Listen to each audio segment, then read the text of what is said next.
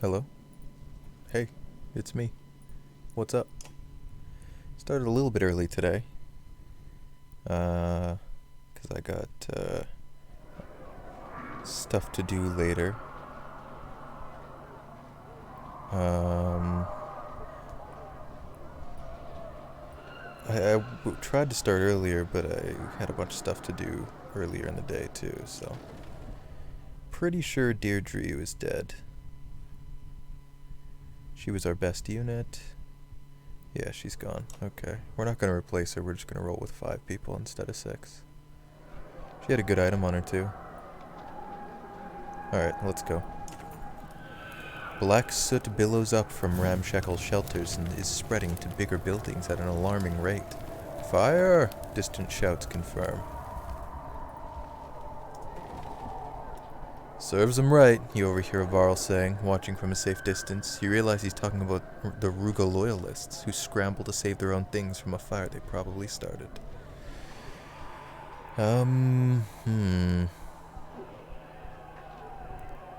Let things play out on their own. Help put out the fire. I'll help put out the fire. A few brave hearts join you, creating a chain of water buckets. It's water you doubt you can afford to lose, and worse, you don't seem to be making much progress. The fire continues to spread. Double down. The Varl hate fire, that much is clear. They mostly protest your pleas, and eventually smoldering embers are all that's left. But not before people burn beneath buildings crumbled. Well, that sucks. 2 days! I did not resolve the Horseborn dispute. How you doing, Rigorous? The Horseborn dispute resulted in my best unit permanently dying, so I don't consider that resolved in any way. Really sucks. Alright, let's go back over to the worse party. I think everybody's injured over there, which is, not ideal. Maybe I'll lose another battle and lose... Well, I only have 1 day anyway. I lost a battle with this side and we lost 6 days. Which makes a lot of sense. Ravens swear they see figures lurking from the corners of their eyes and hear the whispers of dead family members. Some accuse the corpse of Juno, others the ominous pillars that have been rising on the horizon. The dredge godstone even tells them. Rises like teeth from the hungered wolf's maw, Spar sings, swallows brave men and the bright doom star. An old song from before the gods died. Fitting, ambling through tall pillars like teeth, an obsidian forest wreathing the great black godstone. If my dead mother appears, I'm ending things here and now, Ollie snarls. Make a joke at Ollie's expense. Yeah, sure. If your dead mother appears, you begin, but Ollie stares murder at you and the joke curdles in your mouth. Spar cackles like a mad hen. Nobody else dares. Could have gone worse. You're telling me that, oh, I got an achievement, Thin Ice. You're telling me that Ivor stopped his joke because fucking Spar, of all people, or no, Ollie stared daggers at him? Ivor's like 4 times the size of fucking Ollie. Did we finally make it? Oh, Christ.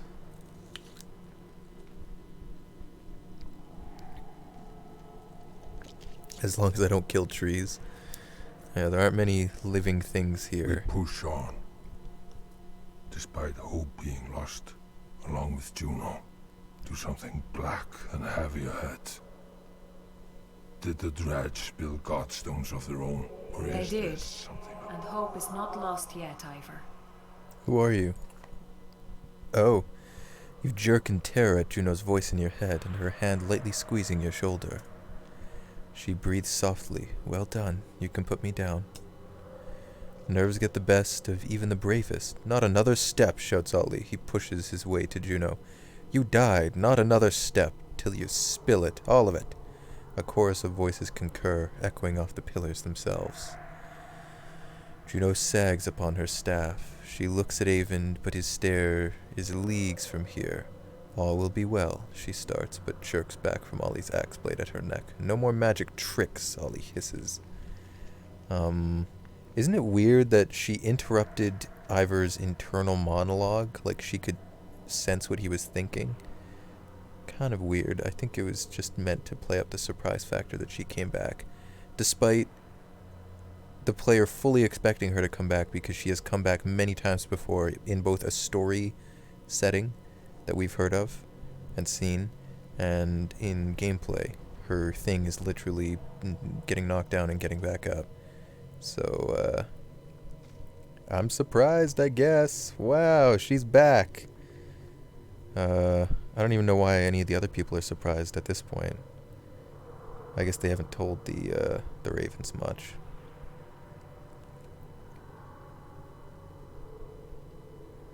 Tell us everything, yeah. Answer the fucking question.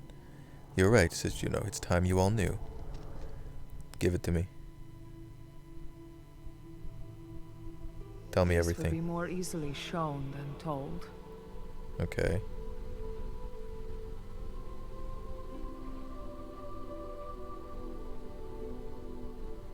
Feathers. I knew it. Valka were the first to discover a world within our world. The inner earth, with its own lands, people, and sun. A source of power far greater than our own. Ivan is the boss, the leader of the Valka, brilliant, born with a mind devouring itself.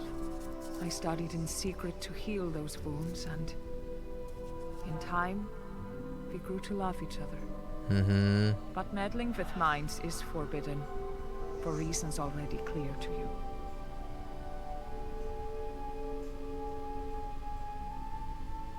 The council sentenced me to death. They agreed to spare Ivan the same fate if I went willingly. So I did. When Ivan discovered what had happened, he carried my body to the White Tower. In his grief, he drained the Black Sun of its energy, hoping to restore my life. He can just do that? The Okay. sun fell from the sky, ripping chasms through both worlds.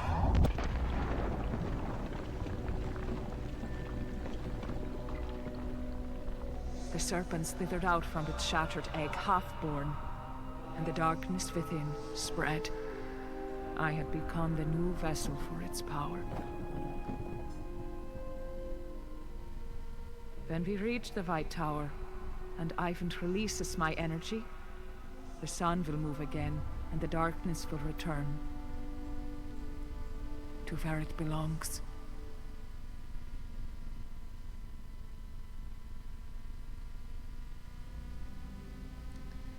I see. So that's it, huh? It was... I mean, they call him Ivan in this game, but I think in the second game, someone calls him Avend, so I'm just going to keep calling him Avend, because it's easier to... rolls off the tongue a bit better. So Avend...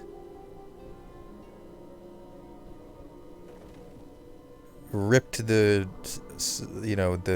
underground sun out of the sky to, I guess, restore life to Juno. And it basically caused the apocalypse. That is why the things that are happening are happening. That is why the dredge came up to run away from the darkness that was spreading. I feel like there's still questions left unanswered, but I guess I'm satisfied with this. Well, I don't know that I am particularly satisfied. So this is the reason for everything happening.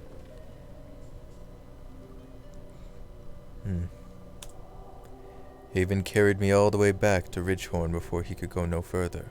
That's where Hakon's warriors found us. They understandably believed I was dead and left me there.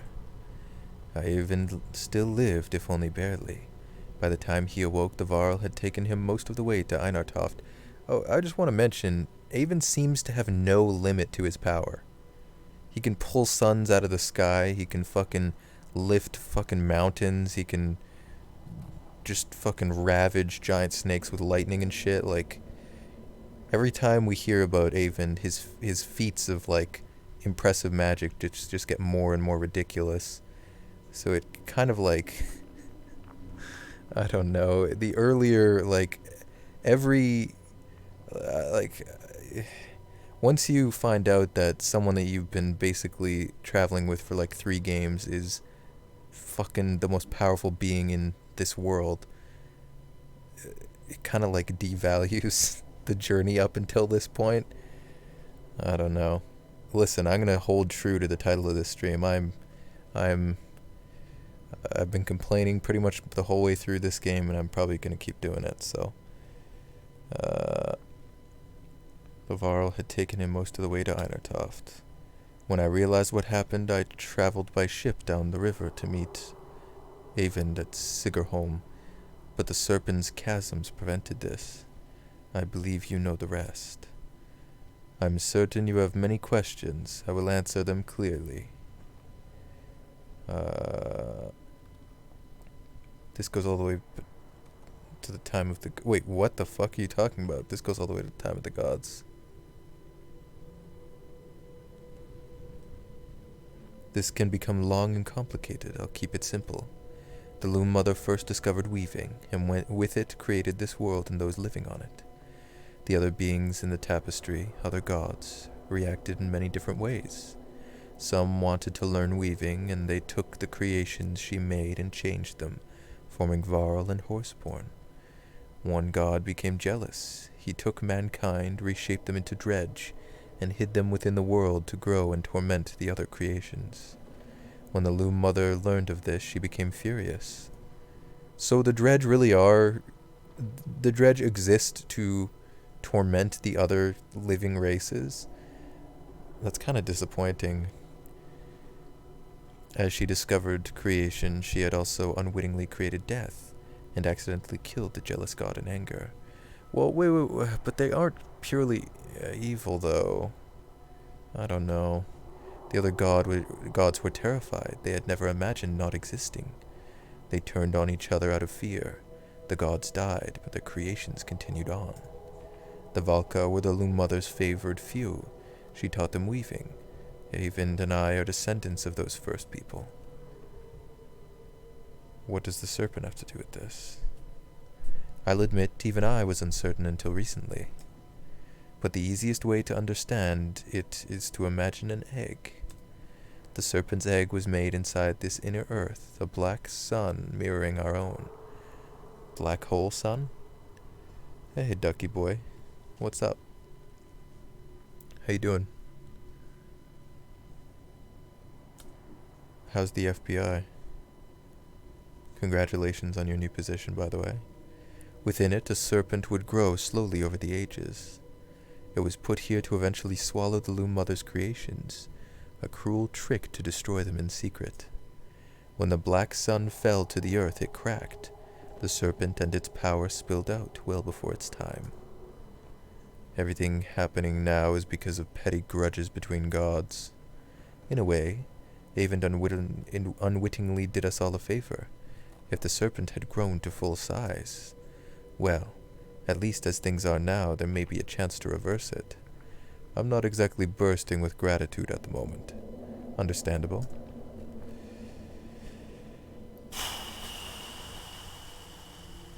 If the dredge were taught by the Valka, why are they attacking us? The Stone Singers believe we have betrayed them. Early on, we discovered that the Black Sun was a far greater source of power than our own. After the worst of the Great Wars, everyone believed the Valka utterly defeated the dredge. In truth, we offered them peace. In exchange for use of the sun's power, we showed them how to flourish within their own lands and create more of their own kind. So you created the Stone Singers? In a way, we only shared knowledge. It has always been a difficult question of how much control to exert. But now they believe we caused this destruction on purpose. They think that we wish to wipe them out, and like anyone would, they fight back. They're scared and frenzied and will not listen.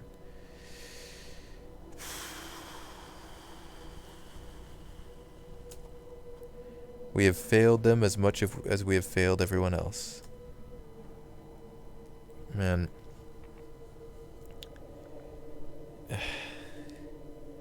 I I I have conflicting thoughts about a lot of this stuff.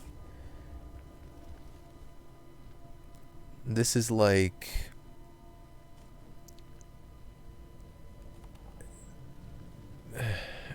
how do I put this? It's like some of the questions that have been in my head since the first game are getting answered here in a very sort of like flippant, like just let Juno tell you about everything, and it's like the least interesting sort of theory that I had in my head kind of thing. Like when you're thinking about these questions and possible answers, it's like the least interesting possible answer to the question that was raised in the first game on what the Dredge are and why they're attacking. And it's all linked to a weird, like,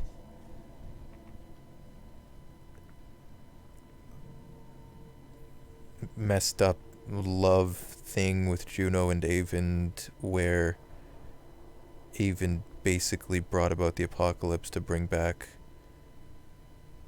excuse my language, but some bitch. It's just kind of like, did Avon's issues ever get resolved that Juno was researching either? I don't think they did they? I don't know. It's just, I expected more for some reason.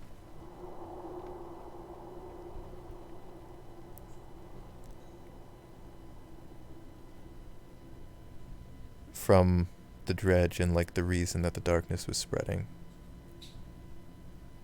I suspected for a while, I even mentioned in earlier streams of this game, I've suspected Juno for a long time of being the cause of the darkness and everything. Since probably the second game I've had my suspicions. But I didn't expect...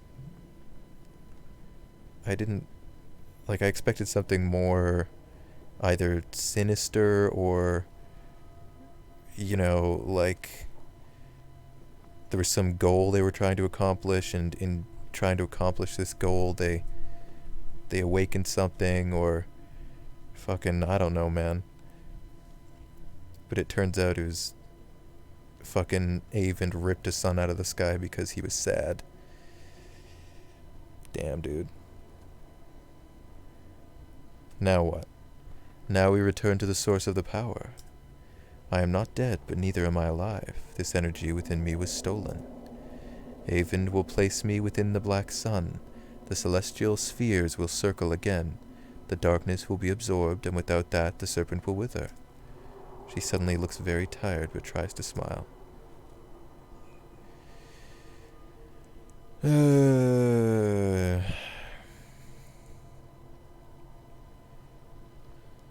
You caused all this, you deserve it. I don't know, man.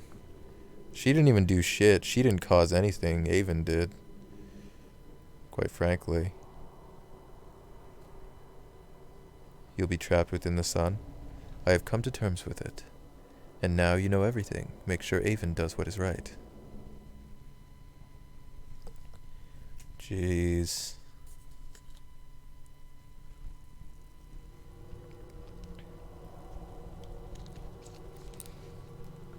Is this the Godstone? Can we rest here to recover from our injuries? The timer is gone. Oh, it looks like a giant dredge arm or something. Or just a giant dredge in general, look.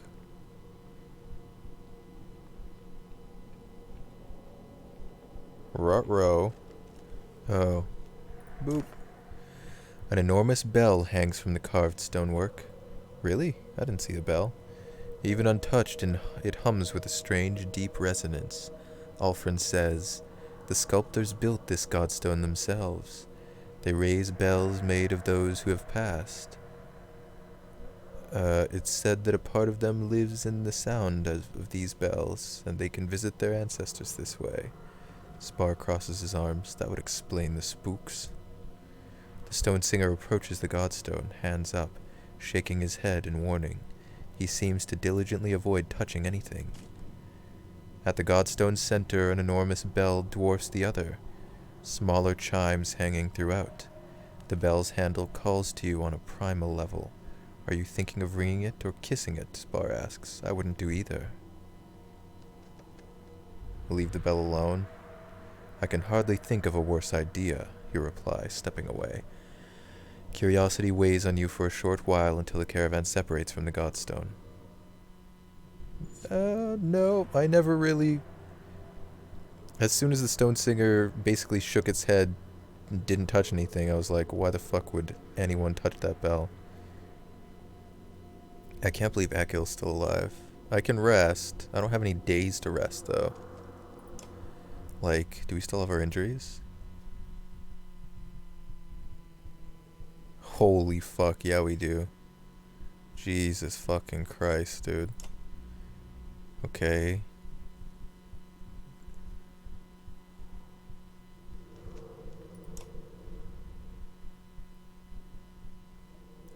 You find Ollie at the edge of the light, staring at the godstone. Mind if I join you? Hard to find space around here. Just keep your voice down. That vicious, wrinkled, fiffle won't share any of his drink and my head hurts. In the distance, Spar takes a moment from lazily tuning his langspiel to throw Ollie a wildly inappropriate gesture. Ran out of your own brew? Lost my flask when that whale thing shattered the frozen ocean. You hear the things coming out of my mouth? Sober is no way to live, Ivor. Ollie stares blankly into the distance. What's your drink of choice? What's yours? Yok's milk? Who cares? Ah, never mind me. You know how some men can't handle their drink. I can't handle being dry. Makes my head hurt. That seems like a problem. Never has been before. Who would want to take in all this majesty clearly? You're an alcoholic, Ollie. You have a problem. It's okay to admit it. Hey, Gargleby. You dismissed me complaining about the my disappointment in the revelations. I haven't been this sober since I was 13, locked up in a Borsgard cell. Ollie gets a faraway look in his eye. Rum's my poison, to answer your question.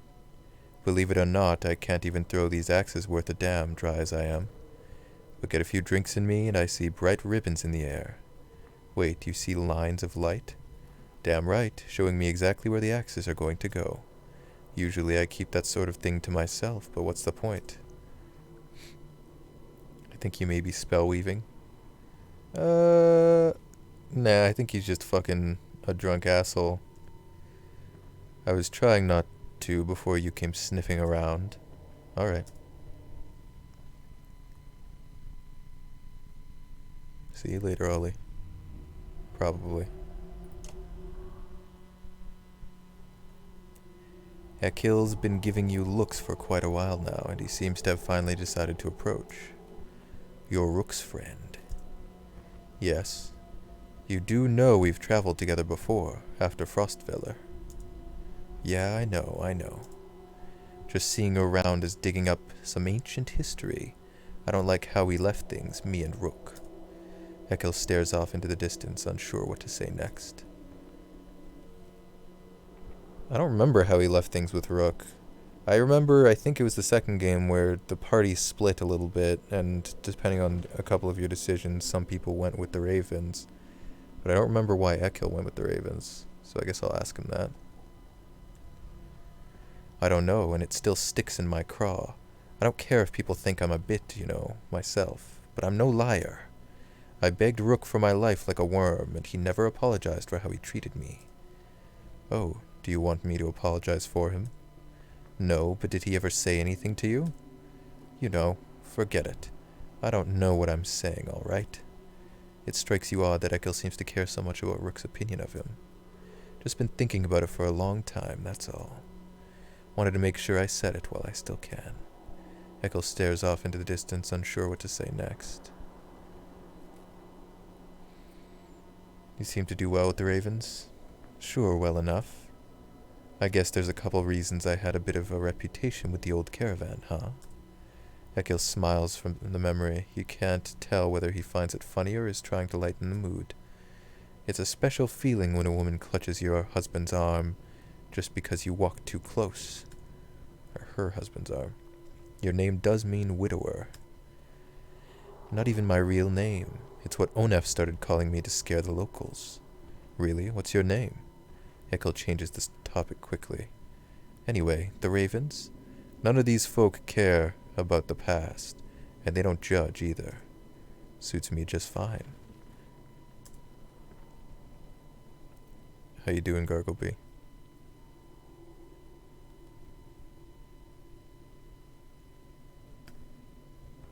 Feels like so long ago now, even though it really wasn't that long. You remember Onef? He tried to kill half the caravan. Well, the big names in Frostfeller, when the dredge starts showing up, they go for each other's throats. They were all trying to come out on top. Nothing surprising about that. Onef, though, he almost did it. Made it look like I was in charge, and everyone believed it because, well, I'm pretty convincing. Onef, he's got them fighting each other, and he's got me acting like an absolute madman, doing all kinds of foul stuff. I'm not the kind to have regrets, but I don't know why I ever listened to him. He'd been telling me what to do since I was a boy. It gave me some power, I guess. Give a young, crazy boy the freedom to do what I do. Fun at first. But when things started looking bad, Onef tried to leave me in Frostfeller to save his own skin. Let me take the fall. After all that time and all those things I did for him. I'm no genius, I'll admit it, but I'm no damned liar. Not like Onef. Ekil spits as if trying to get the name out of his mouth. Who's still alive now, you backstabbing son of a bitch? Me, that's who. I mean, I never had a huge problem with Ekil after sort of the revelation that Onef was a piece of shit. I guess this is just to remind you in case you forgot.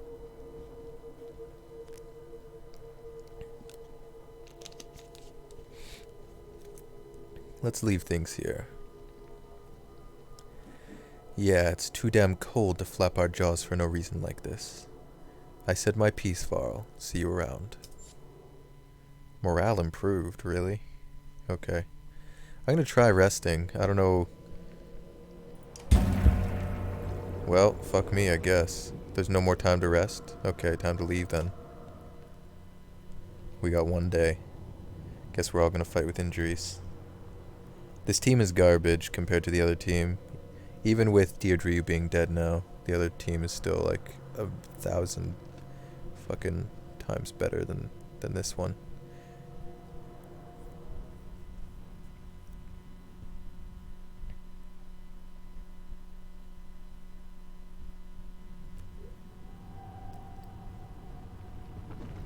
Whoa, it was all laggy and shit.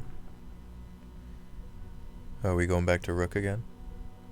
We're gonna be ping-ponging back and forth? Yes, sir. I think I'm about to lose. Armies have crashed against the steep, black cliffs of Arborang before, as the Warped do now.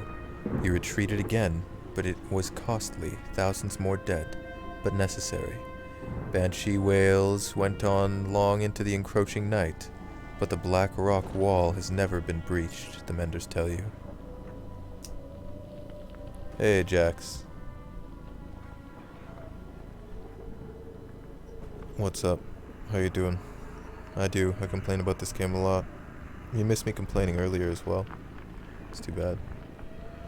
Are you also gonna only say that one chat message and then go poof? Even with so many slaughtered, space is scarce. Hey! How's it going, Drifter? Oh, well, thanks, buddy. Have fun at work.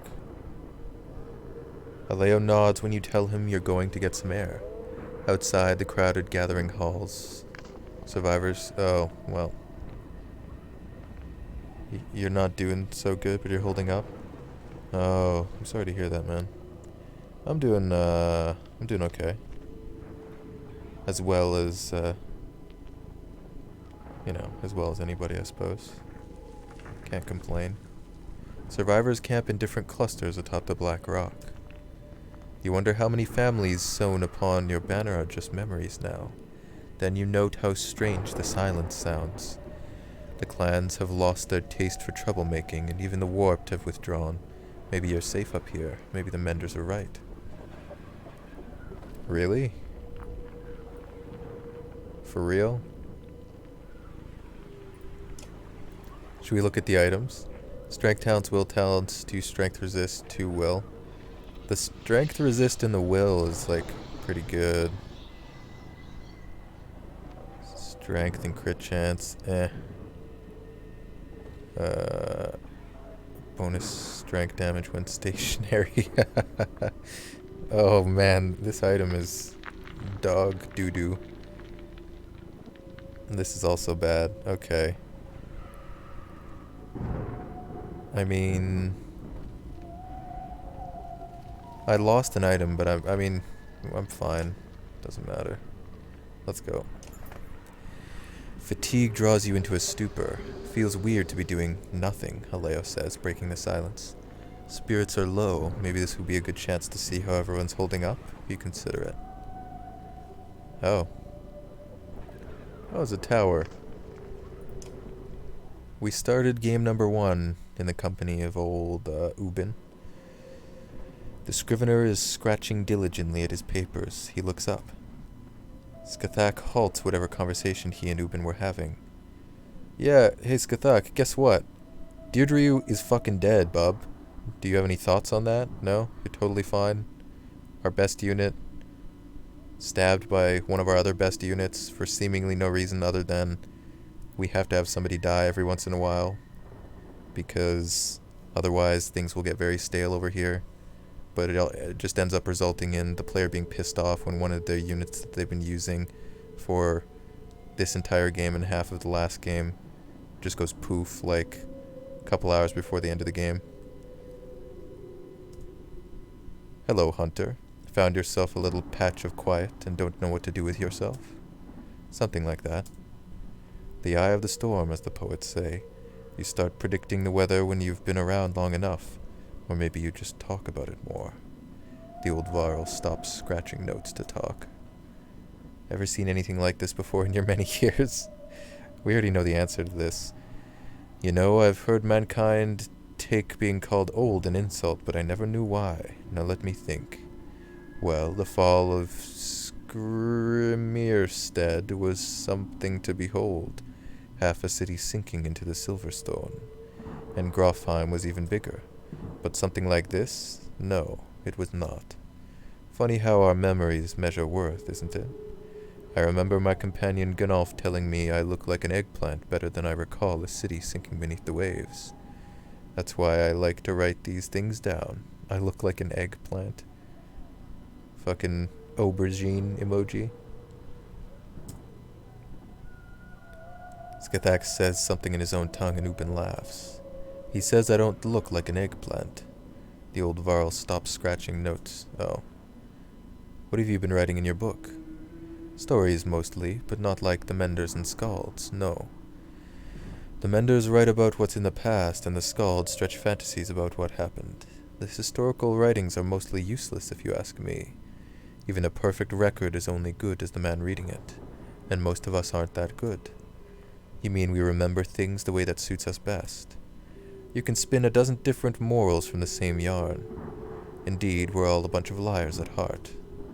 I write stories about people. When someone reveals their own hopes and fears, that's the truth of things, even if it's a lie, understand? One of the reason I learned to talk to people, like the Horseborn. Okay, they forgot to make reasons plural, but never mind. I'd like to speak with the Dredge too one day, if they'll have me. The old Varl stops. Oh. Dalalon, the Horsepoint's homeland. I guess I'm curious. Why don't you ask them yourself? Ubin says a few words to Skathak, who nods. Ubin translates the best he can.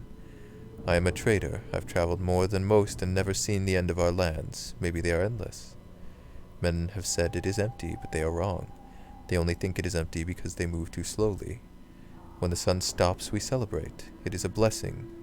It is warmth and freedom. But then shattering split our land into pieces. Now each piece is small and empty. I think my kind becomes restless here. They talk a lot about the brave who tried to outrun the darkness. They have already become legend. Maybe they are still running across the Delaland. I like to imagine this. Your city is heavy and cold and made for men to walk slowly in circles but go nowhere. I will be glad to see the sun again. He looks a little wistful and nods his head to say he's done. The old Varl stopped. Oh, yeah. No worries. If you want to talk, I'm glad for the company. Out of curiosity, what are you planning to do with your writings if the darkness overtakes us? Leave it for someone else to find. Ubin's smile suddenly falls from his face as he realizes it'll become warped. Would you believe I hadn't thought of that? Maybe a horseborn could. No, not without a mender. Maybe we could spare a mender to... Damnation. We'll have to live. There's no way around it now. I like Ubin. His re-entry into this game was ridiculous, but I like Ubin. I like Zephyr too, she's dope. Zephyr is overseeing the menders, looking just as drained, if not more. She calls you by name. I've heard more about you since coming to Arborang. Seems like these people owe you a great deal. I didn't do it on my own. Close enough, though. I wish I had supported you better at the gates. And I also heard you traveled with a Varl named Ingvar. That seemed like quite a coincidence at first. You consider what to say. How did you discover this light spell? Do you know Ivor? He is well known, especially amongst the Dredge. They say he once slew a sunder named Reyes who carried Bellower's child. Ruin was Reyes' sister. It's my belief that Ruin probably came to Arborang hoping to find Ingvar. Now, I have some questions now that we know about the Dredge, and they learned how to basically create more Dredge from the Menders. Or from the Valka, sorry. So... do they choose to create baby Dredge? Can't they just make, like, I guess... I just don't understand the process. Did the Valka teach them how to fuck? And get preggers? Probably not. They probably... because they're made out of stone, right? So then what the fuck, like, how does it work? It's still... there's still a lot of questions that probably won't get answered. And why would the god that made them not make them with the ability to reproduce? It's a bit short-sighted. I guess the god was a dumbass. I don't know, man. It's all very strange. Ruin was Reyes' sister. It's my belief that Ruin probably came to Arborang hoping to find Ingvar. In the face of this darkness, the other Sunder have scattered to the wind, but Ruin wanted revenge, even if it meant killing everyone in the way. The other Sunder have scattered to the wind. Does that mean we're not going to fight any other Sunder? Are you saying all the people who died in the siege was because of Ivor? And I can only imagine it is why Bellower chased you all the way to Borsgard. The god was probably a dumbass. Seems like it. I suppose there's no point in secrets anymore. After the Great War, the Valka tried to broker a peace with the Dredge and mostly succeeded. But one of the conditions was that we delivered the Varl named Ingvar. They called him Destroyer, so that's why they sent Bersi to go find him, but Bersi knew where Ivor was, but never yoinked him, or told the Valka where he was. We searched but never found him. Juno and Eyvind would almost certainly have recognized him. Did they ever mention this? They never said anything about it. They nearly let him die on the bridge in Einartoft. Wait, what? Wait, am I thinking of a different thing? Didn't Eyvind specifically save Ivor? Number 3 just is straight up not true, right? And Juno wasn't even there. I must be thinking of a different... moment. They never said anything about it.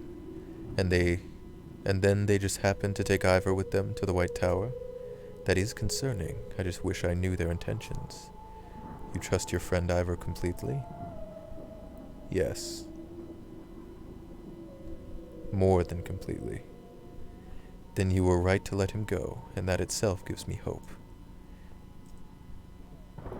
How did you discover the light spell?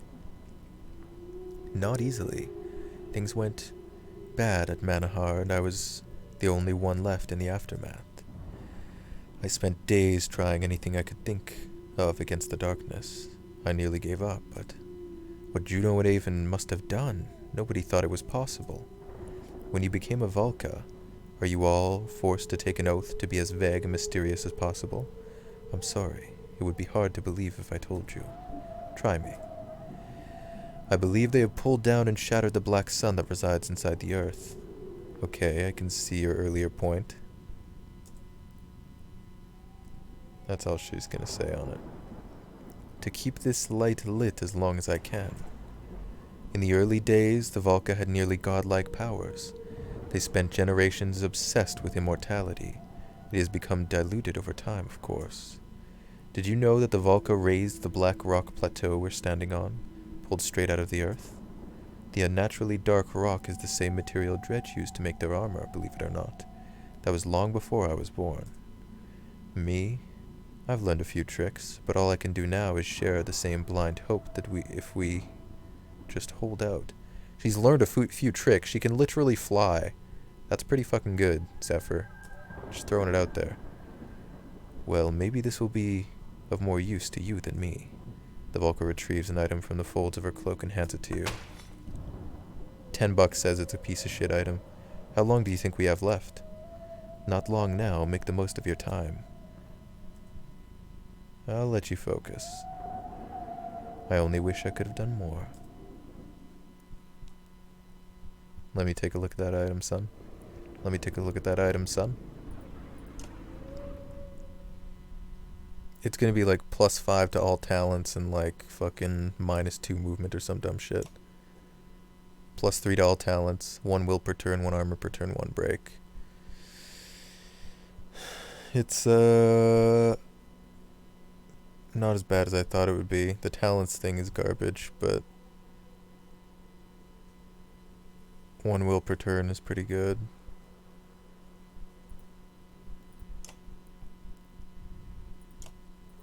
I don't think it's better than anything I'm using right now, though. This is the best item I've ever seen. Miniature carving. Scarlet Feather is better. I'd rather have the break. On him. 2 armor, 2 break. Yeah, whatever. I'm not gonna use the item she gave me. Thanks, though. Alright.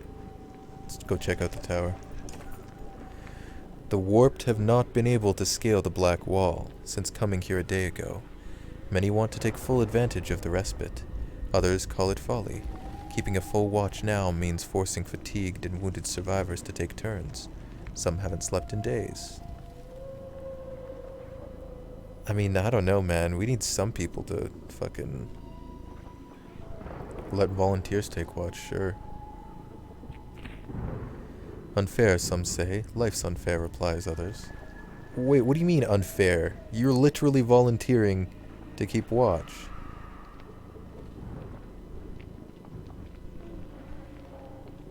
This is like literally the most fair you could be.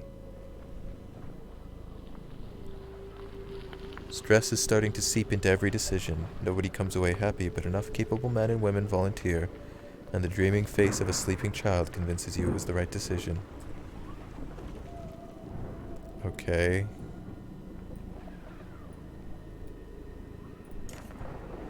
A woman comes to you quietly in confidence. Saw a whole bunch of the fools, she confides, drunk as boiled owls, laughing it up down there. Some of the men have snuck downstairs to take advantage of the dwindling mead. Join us, hunter, they chortle when you go to look for yourself. Can't take it with ya. Maybe they have a point. On the other hand, these supplies could be stretched out for days. Before you can pass judgment, a scraping and rumbling grows until it shakes the empty cups scattered around the floor. Flagstones burst and the warp to claw their way from underneath. They dug through the ground. Terror drags the sluggards to their feet. This must be what the warped have been up to the whole time.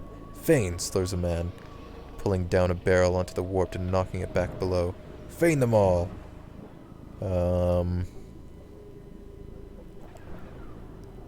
Rouse the drunks to stand their ground and fight.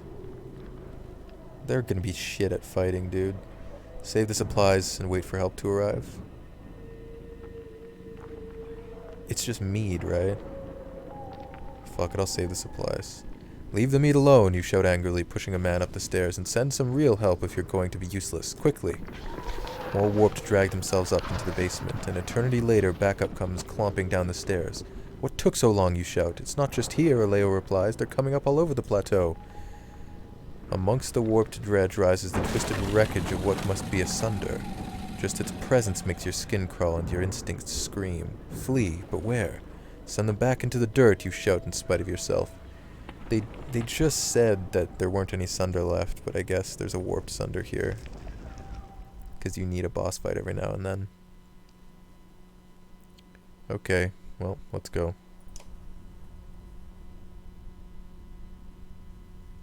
Might take a break soon, I need to run to the washroom. I know we're only like 50 minutes in, but you know how it is. Nature calls and all that shit. Wow, very fancy. They have like a... he's given like a buff. A warped Sunder. Fight or we're all doomed. This is a big fucking basement. Look at this shit. Are they dead or drunk? This guy kind of looks like Echo. Hello, warped eyeless. You have worse stats than your bear friend. You disappoint me. Army of one. When a possessed unit is KO'd, eyeless gains... Oh wait, eyeless. Did we fight this one before? I don't know. Eyeless gains +3 strength and +3 will when a possessed unit is KO'd. Eyeless resurrects a fallen unit to fight for her. This is pretty easily exploitable, right?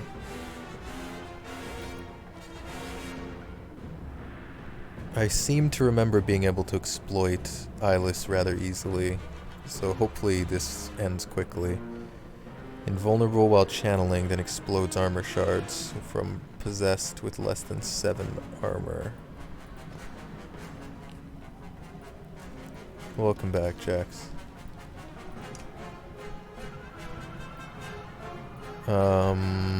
Okay, I'm just gonna let Eyeless charge if Eyeless wants. Eyeless probably won't, but...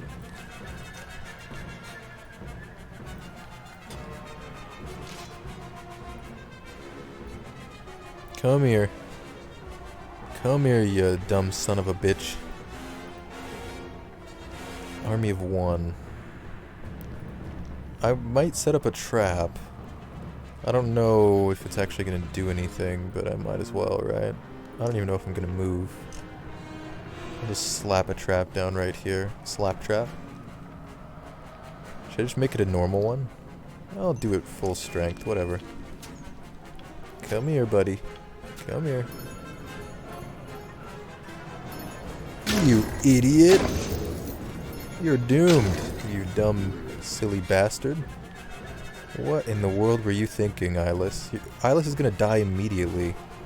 Wow. What a boss fight. Holy shit. Okay. Sure. Time to, I guess, just stand here and armor break for 10.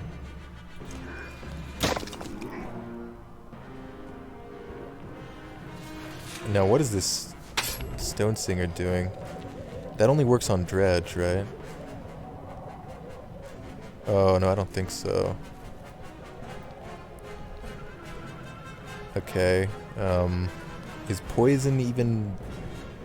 Do I win once Eyeless dies? I don't think so, right? I have to fight the rest?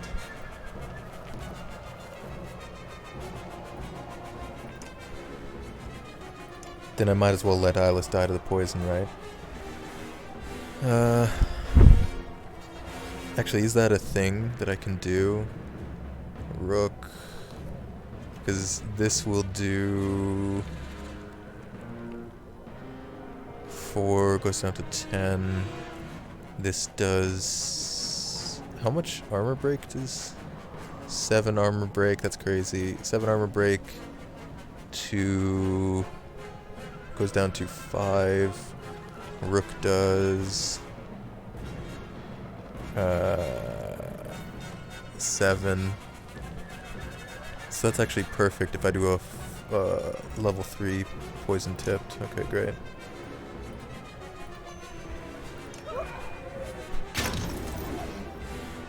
Cool.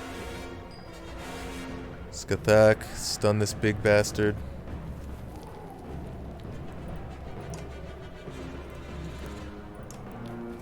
Never even acted. For shame. For shame. Honestly. I don't think they've ever got these Sunder right, have they? Have any of the Sunder actually posed any challenge whatsoever?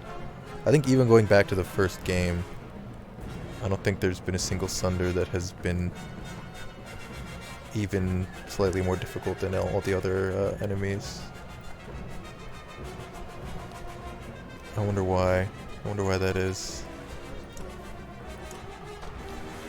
I'm not even gonna move. Boop. Okay, so Eyeless is dead.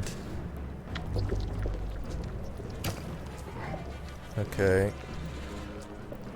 I could do a little poof. 1, 2, 3, 4, 5. Oh, not quite. Unless I go forward like this. I left enough room for our buddy to get around, so I could do this. Sure, whatever.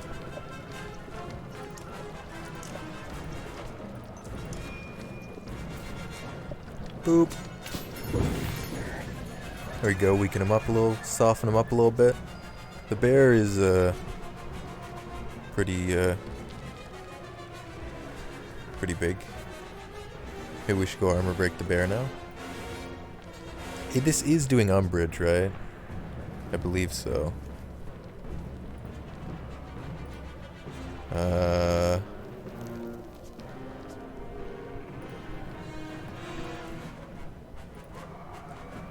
Okay, so Oddleaf is gonna have time to move out of the way of this guy, right?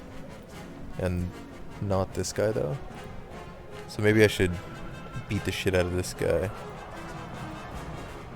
Sure. Don't step on the fire, it's danger. It's dangerous. Drumfire, Shockwave does armor break damage, Hot Asher, Remnants, Mend Dredge, and hurt all others. I could lay a bunch of dangerous shit down.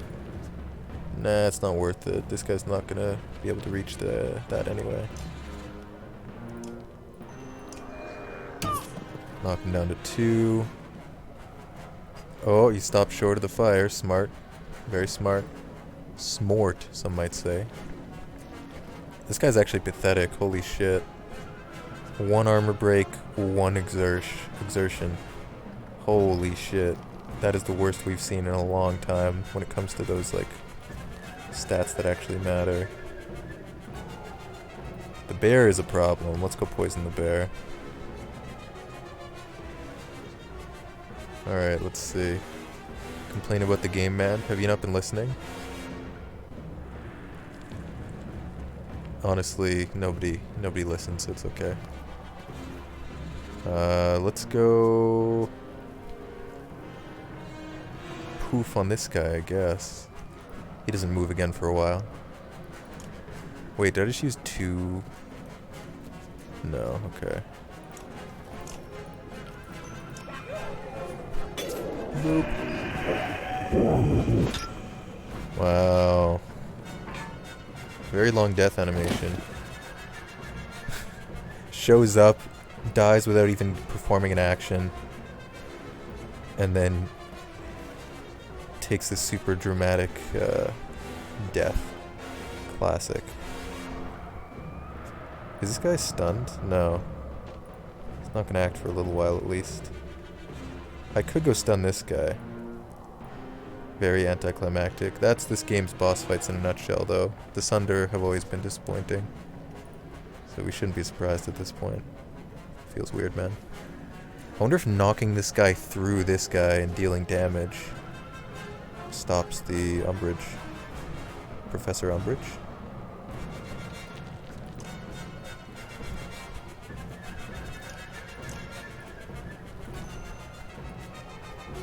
Wait, 6 tiles. 1, 2, 3, 4. Oh, that's the edge of the map, so it doesn't work. Okay.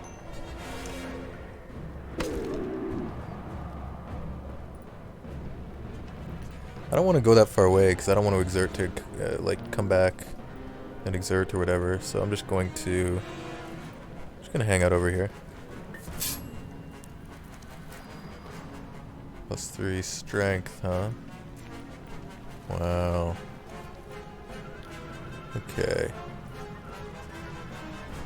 You want to finish this game?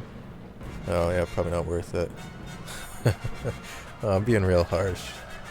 I'm being a real Debbie Downer.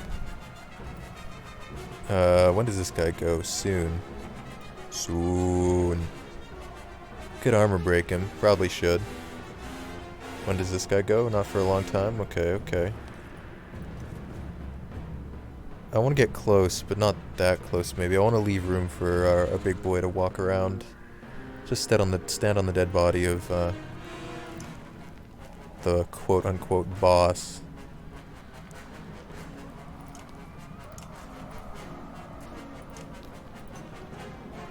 Oh, I thought I could do 10 armor break with Rook.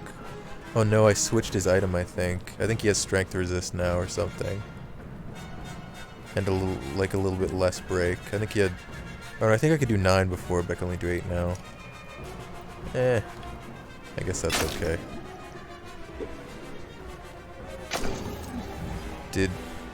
Am I pinned? Oh yeah, that is kind of annoying. I think I still might be able to reach the people that I want to reach, though.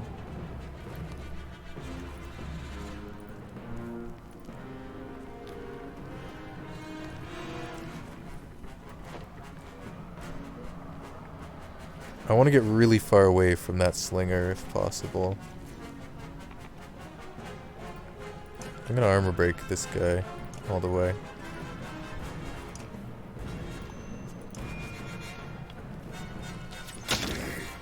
Two armor. Wow. Deflected. Yep. They try and exert and go for strength damage now for some reason. The AI changed in, like, halfway through the third game for reasons unknown, I guess. And now it's even dumber than before. Baffling. Alright, let's yoink this guy.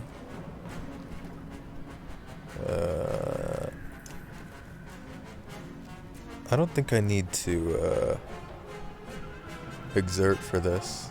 We don't have much willpower with our boy here. Oh, hi, Mark. Thanks for the host, Vigorous. Oh, this guy does 7 armor break? Awkward. Probably should have killed him. Or tried to kill him. I guess it wasn't possible regardless, but... Let's see. Poison the Slinger, maybe? This thing's... whatever. This thing doesn't matter. Does this thing go soon? This thing just went. I'll poison this guy instead.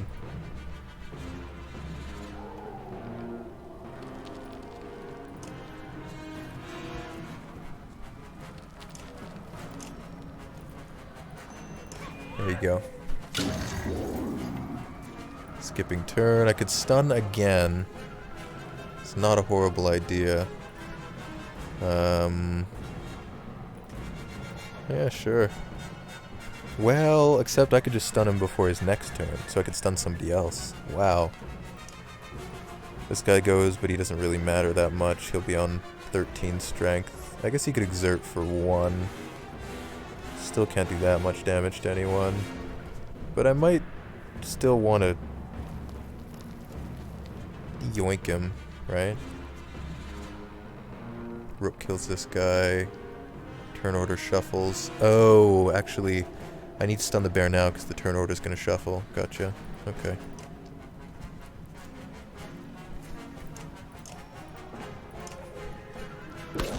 go. Do I want to back up at all? Honestly, Skathak would be the prime target for this guy, so maybe I should put him here so that he gets targeted instead. Yep. Because I'd rather him get targeted than Canary. Also, this ability that these guys have to do strength and armor damage is like so good. Such a good ability. I want to kill this guy, so we are going to shuffle the turn order here. That's fine. Would have preferred him to die to poison, but whatever.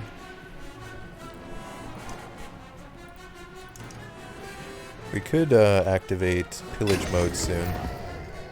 We actually should activate it next turn.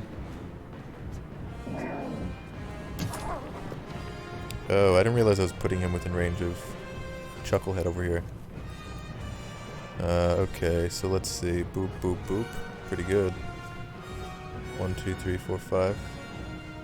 1, 2, 3, 4, 5. Skathak is down. Boo-hoo. Oddleaf still can't rank up. She doesn't have enough kills.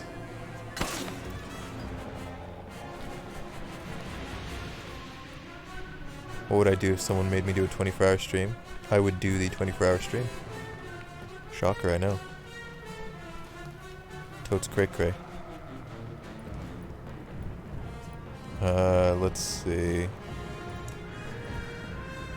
This guy doesn't matter. This guy is as good as dead. We need to damage this fucker because they're about to go and they have the most strength, right?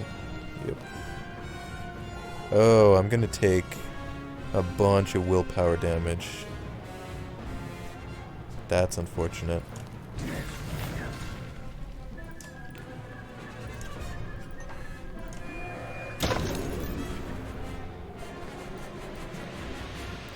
They activated Lookout. Okay, good to know. It might do 1 damage to Canary, or I could just not move with Canary. Oh, is this guy already poisoned? Oh, shit. He's not gonna be oh, he's still stunned. Okay, good. So I can poison this guy then, right?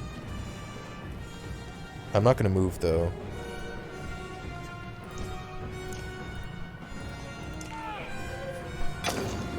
There you go. Okay, what do we got? For some reason, the model for this Babbling Warped Stone Singer is flickering. Seems to be a graphical error. Maybe something to do with the poison as well. You'll see it every now and then. Let's see. Oh, I was gonna activate pillage mode, right? So I can start killing some of these guys off. Okay, sure.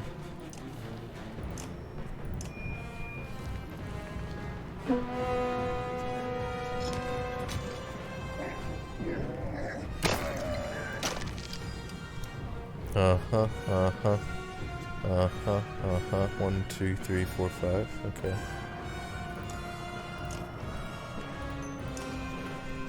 Boop.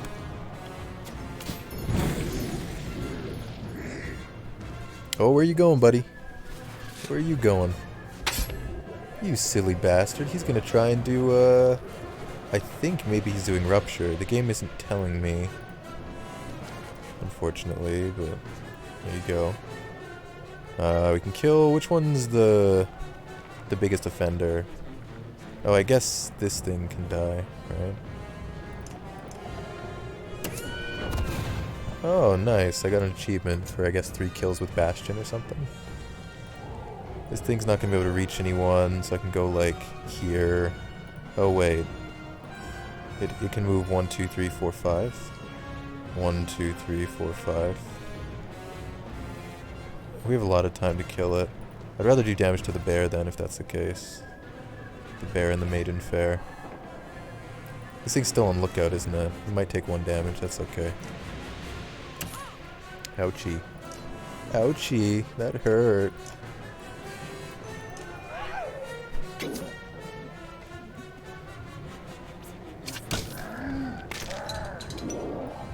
Oh wow. We're on 3 armor. It's hilarious. Hardy har har. Let's go kill this guy before he becomes a problem.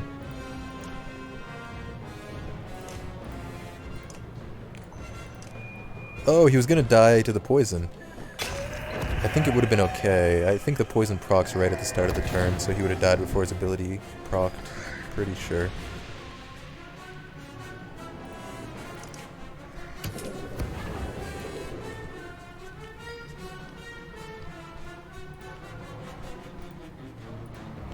Yeah, getting rid of the activating pillage mode early is pretty good.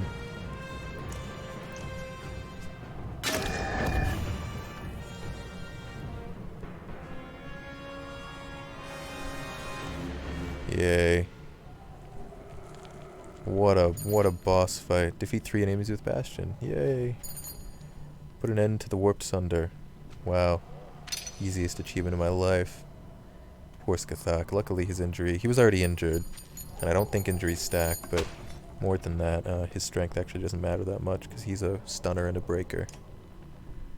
I said I was going to take a break, and I am going to do that. I need to go to the bathroom. So I'll be right back. Even the monstrosities of the warp have to clean their pipe every now and then. Yeah. Run to the craft store and get a pipe cleaner.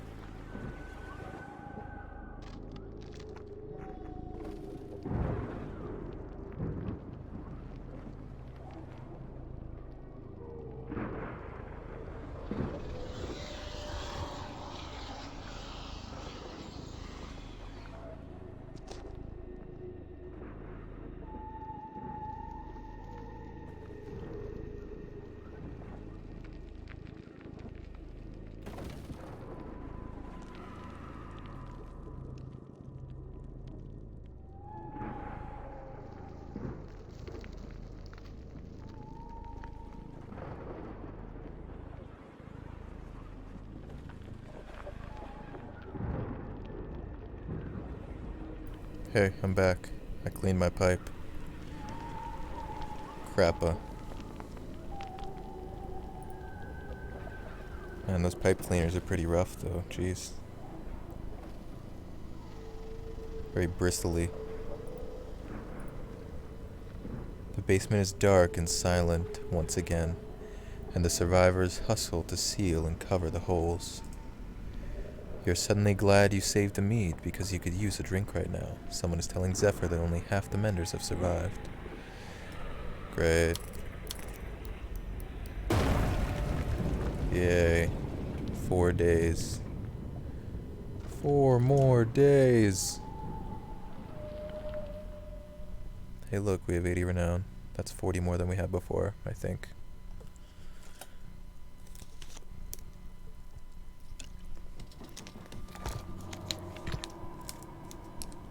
We almost there? Are we there yet? Are we there yet? Are we there yet? Are we there yet? Are we there yet? Are we there yet? Are we there yet? Are we there yet? Any of you ever tasted thistleberry mead? Oh no, tistleberry mead. Spar blurts out in the midst of a deep and oppressive silence. You're all some grim company lately. I could really go for some tistleberry right now. Others mumble in agreement, but someone passes around enough strong drink to spread around. What a weird sentence. Soon they're trying to one-up each other about what they plan to do when they return to Arborang. I'll tune them out and stay focused. They go on for a while, spinning bright yarns in dark places. Thankfully it draws no attention, but it was right to stay vigilant just in case. Sure. Are we there yet? Are we there yet? Are we there yet? Why is it warmer right here? Someone peed in the pool. And why does this part look different from the rest? Oh, what? This is... hold on. Soaring shards of smoky glass just askew from the ground as if flung here. At first it looks like more of the inner Earth's strangeness until you realize that these are splinters of the black sun. Images reflect off the mirrored surfaces, creating an illusory army of ravens as you walk through. Hold on, says Oli. I thought this place was bad before. Now there's 6 of ditch. The nauseating, sweaty warmth still radiating from the fragments has everyone eager to pass through, except Avend.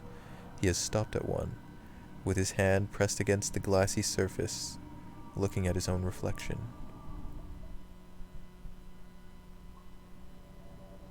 Come on, Avend. It's time to go.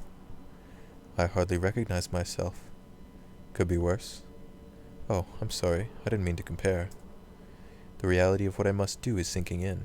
We're getting close. Avend stares out into the distance. Now is not the time for second thoughts. It was always such a long way off. There was more time. Time for what, exactly? Avend sighs heavily. Juno revealed it already, but there's something you may not have fully grasped. Something she forbade me to tell you. She's worried it might change things. No more secrets. The only way the black sun will return to the sky is for Juno to seal the darkness within. So she has to stay there, trapped for eternity. Yeah, I've already got that from what she told me. A fate worse than death, and it was my fault. All she's done since is fight tooth and nail to make things right. All she's ever done. You can see anger spreading across Avon's face. He almost looks as if he's drawing energy from the sun shard. What if there's another way? Even with the sun broken, there must be energy enough here to destroy the serpent. It might be enough. Will killing the serpent even fix things? I don't know, but I'm certain it will come for us again. There's nothing else for it to do.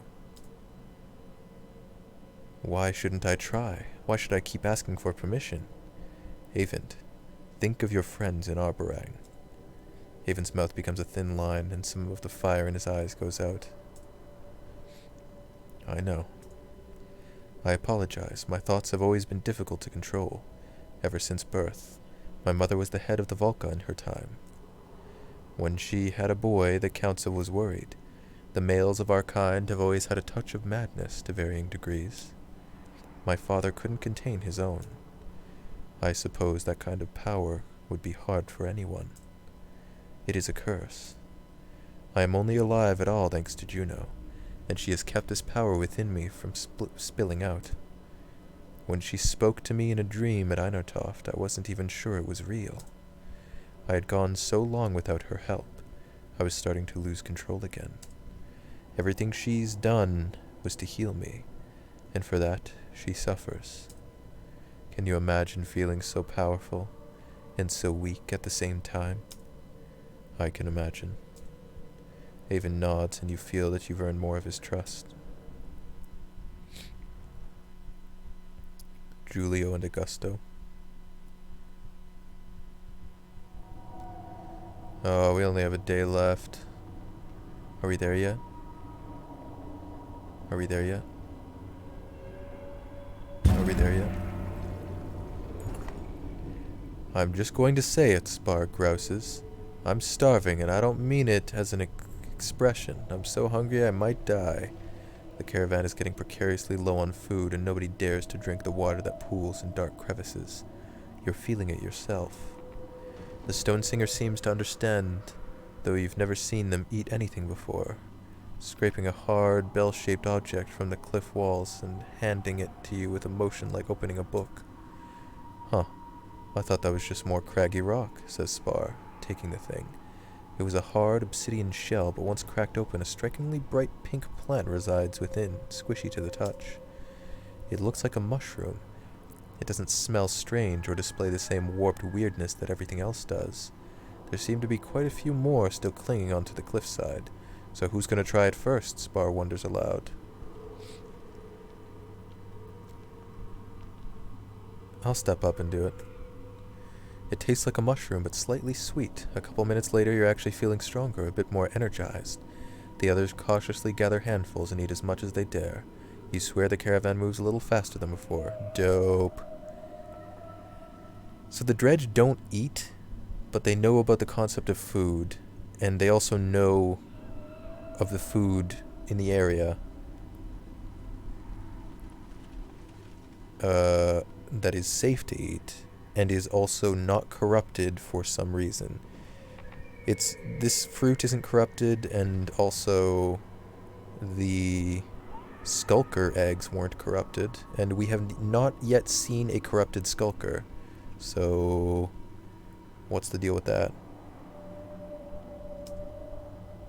I wonder. Are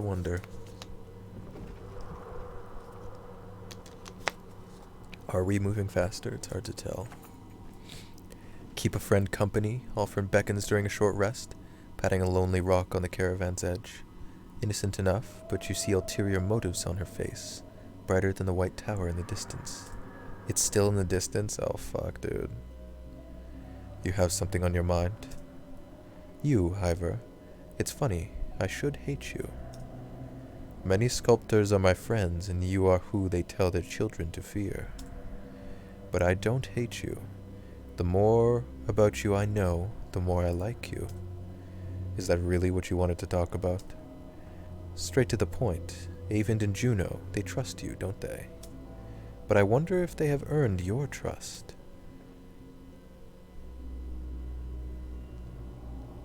I'm gonna avoid the question. I mean, I don't know, man. They're trustworthy enough. They're pretty fucking stupid, but they're trustworthy. But I'm not gonna say that. Do you have yours? Or do you trust them? Of course not. Now Juno, she may be weaving little truths, but step back. Look at the whole tapestry. They wield terrible power, perhaps you've noticed? It's exactly why they made the Order of Menders. Ah, look over here, we're only healing the sick, building houses. Pay no mind to the madmen on ivory towers turning the world inside out. I've considered it. Come closer. Avon created a Fane immortal. Can you comprehend? Juno cannot die. But that wasn't their goal, was it? What is immortality without power? Misery. No, I think they are trying to make a god. To make themselves gods. Don't tell me you believe they've come so far just to undo it all. I don't know, man. What are you implying? Not to sit back and let it happen. That should be clear. Say nothing now. I'm not asking you for promises. But a time will come, and soon, I think, when you'll see the truth unfolding before your eyes. When that time comes, look to me. Trust your instincts. Juno and Avend are not the only ones who know how to twist the threads. I will make certain what they claim to be doing is what is done. I've got to live here too, you know. Okay, is that really something that's gonna happen? Avend is looking for another way. Going back to the other party, are we? Something tells me they're not gonna last too much longer. I think we're gonna see the end of all the people in this place. When the warped emerge from below, the few who survived retreat to the center of the plateau. Wait. When the warped emerged from below, the few who survived retreated to the center of the plateau. Ah, okay. Zephyr, along with only 2 other menders, can only protect an area slightly larger than the Great Hall itself. Clansmen pressed together on the front doorstep are trying to find space within the already dangerously cramped inner hall, and you take fighters to protect them from warped as the light shrinks again. But the darkness does weird things to the places where it touches the ceiling. Stuck between light and dark, timbers in the ceiling wobble and stretch unnaturally as if turning to animal fat. As the timbers at the entrance buckle and collapse, Gnolf is already there, holding up the whole wall for the terrified people to crawl through. Snarling warped decide to make their move. Hurry, he shouts. Good old Gnolf still sticking around, eh? Good man, good man. Can I level up Oddleaf yet? We just never get kills with her. Maybe we should try and feed her a killer too.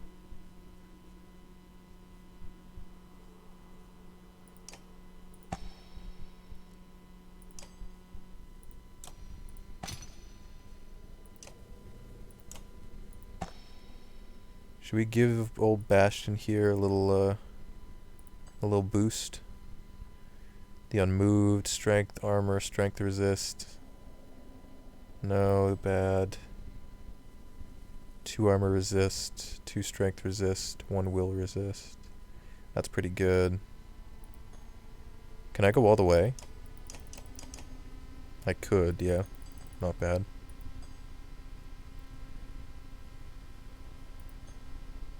Move. Ooh. Less aggro is bad, though, for him.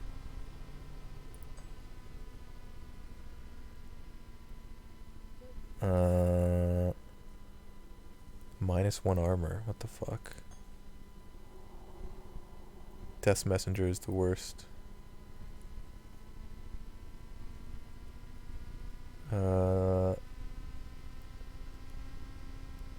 Okay. You love how the horns cover up the heroes thing? What are you talking about, bub? The unbent seems pretty good.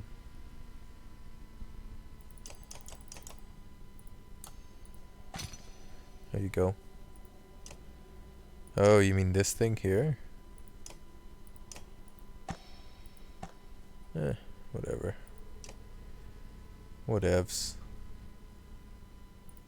She's got a maxed out thing too. She doesn't need. So she's at her maximum potential. So is this bub. So these 2 are done. No reason to level them up ever. Same with Rook. Does Rook have a title? Oh yeah.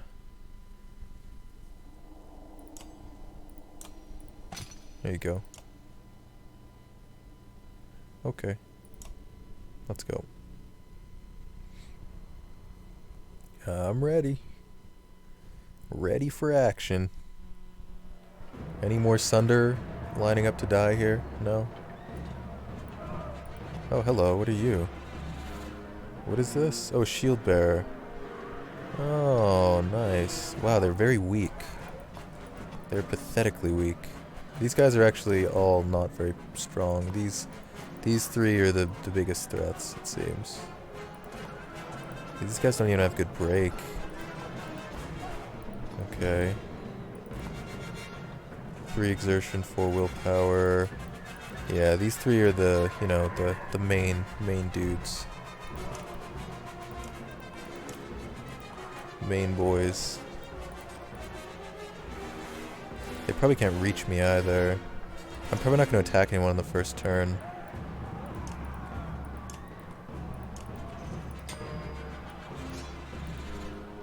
Yeah.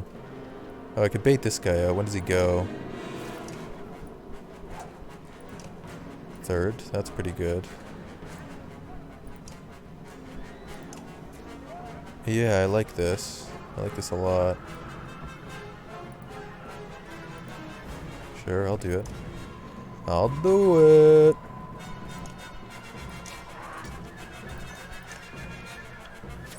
Get rid of one of the guys. He's the least threatening, isn't he? Wow, move 1 tile. Might be what I do with some of these guys though, so can't really criticize.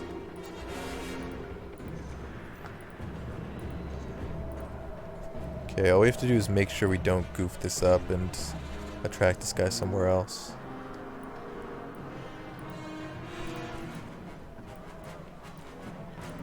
Could just stand back here waiting to step in after Oddleaf walks away.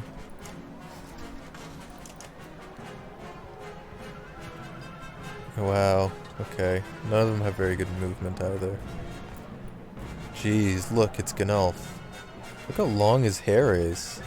Oh no, that's his shirt. My bad. I was very convinced that was his hair for a sec.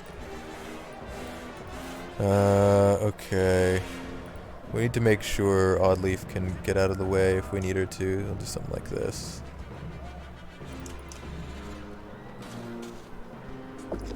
What? Oh yeah, that kind of pisses me off, huh? This thing has a ranged attack. God, that's annoying. Weirdly, these guys and the stone guards have the same ability. I didn't realize that. That's borderline infuriating. But oh well.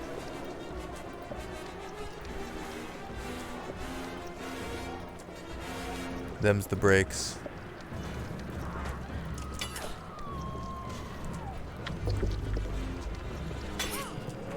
That ability's kind of fucked because it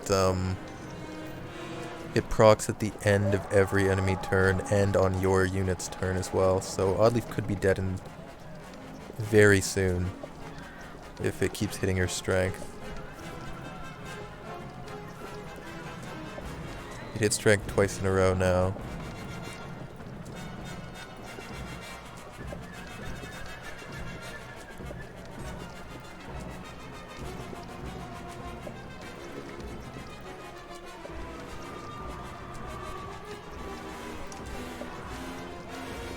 You going to sleep, Jax? Have a good night, man.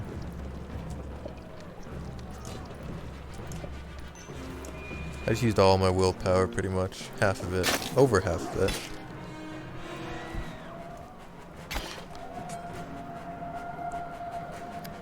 Okay, that wasn't strength damage. That's good.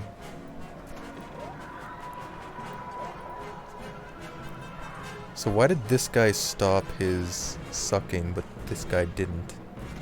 Oh, do you have to attack them to stop it? Huh. Okay, sure.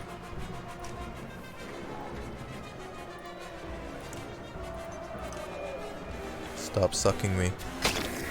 Please. He can reach? Wait, I thought it had a range of 5. 1, 2, 3, 4, 5, 6? Oh, it has a range of 6, not 5.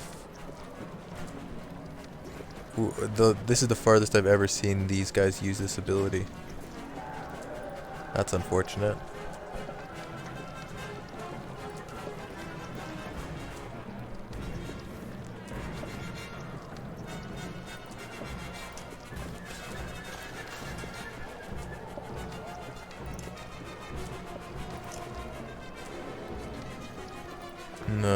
is not what I want to do. We should just do strength damage.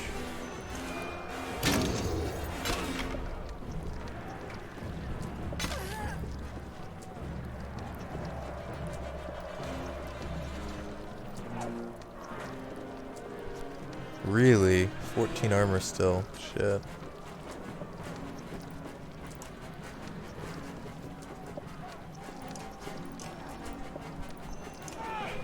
Still fine. He's gonna go down to 12. Oh, I think this guy... No, he only has 1 exertion. Damn, that really sucks.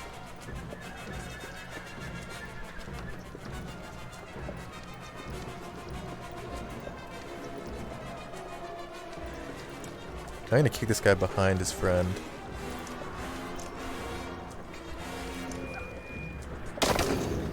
Get out of here, bub. Get the fuck out of here.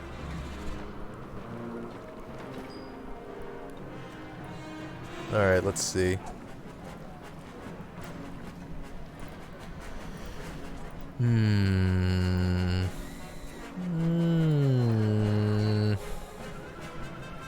I should armor break this guy. And I will.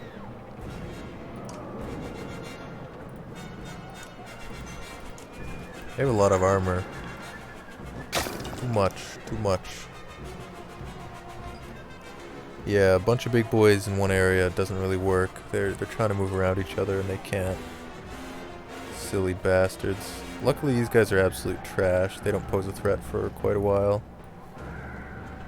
These guys are getting softened up a little bit.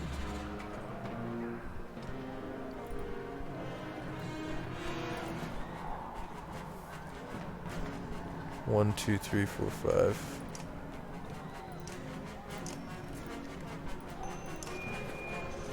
Oh, I shouldn't have done it there. I should have done it here. Because now I can't step onto this without taking strength damage. That was a mistake. That's unfortunate. I guess I'll do this instead then.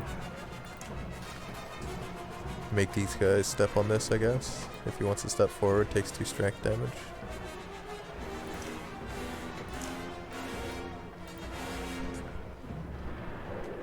Oh, this is unnecessary. No, I'd rather not use my willpower. Armor break instead.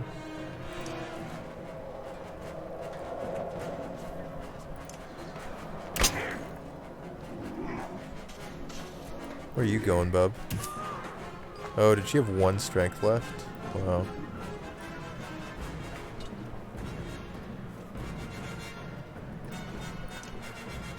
Seven, 14. As soon as a couple guys die, she's gonna get 2 strength and 2 willpower back per kill, which is really good.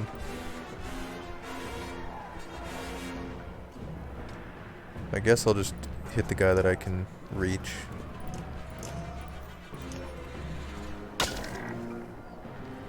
There you go. I'll try and go more this way so I can reach somebody else. 2 strength. Okay.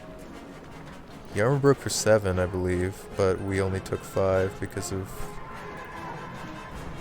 resisting a bunch of shit. That's really good. Wait, we have 4 strength resist on Bastion. That's fucking hilarious. Holy fucking shit. That's pretty good. Garbage, garbage. What else? We should probably armor break somebody. This guy, maybe? Did he just move? Nice. I don't want to trap Bastion. I don't think we are, if I go here.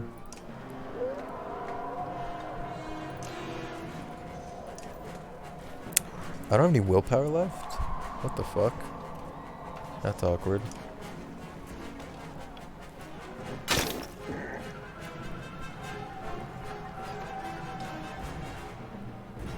Look at this little wiener.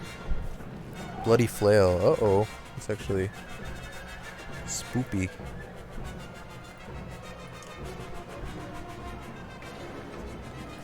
I think I'd rather have this guy die to poison, right? Does he go next? Oh, I guess I should maybe attack him.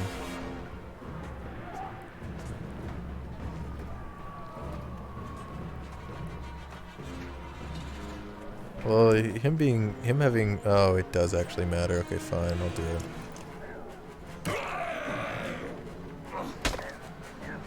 Wow. Good job, bub. He exerted for that too, huh? Dude, Bastion's crazy now. He's so good.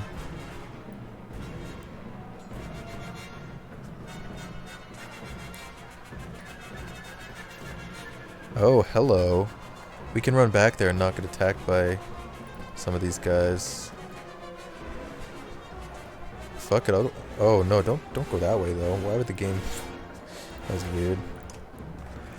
Put me right through 2 tiles of fire when there was an obviously clear route. We can come back here and get out of the way before any of these guys with decent strength values actually move. Skathak's a great target for that, goddamn.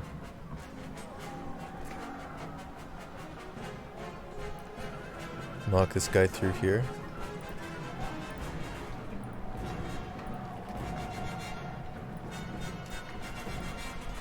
Sure, let's do it.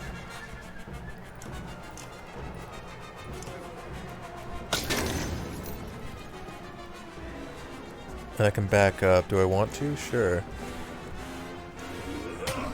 Ruh-roh.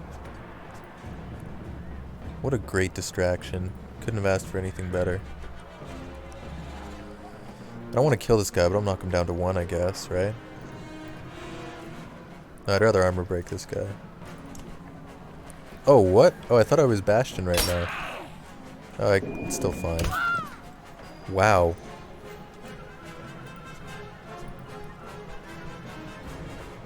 Uh-oh.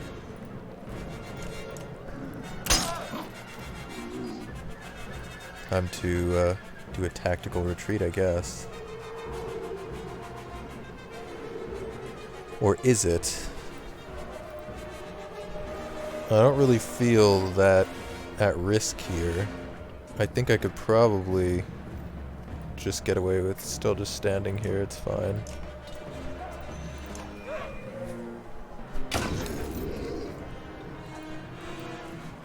So this guy dies. Next turn, this guy's poisoned. Does she actually have 0 willpower? Nobody has died to her poison yet, that's the thing. She's gonna get some back. Not before her next turn though, so she can't actually poison unless I kill someone.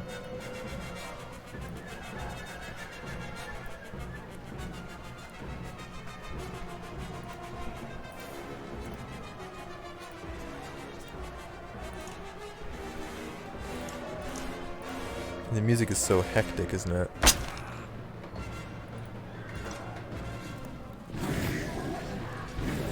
What the fuck is he doing? He almost committed Sudoku. Jeez.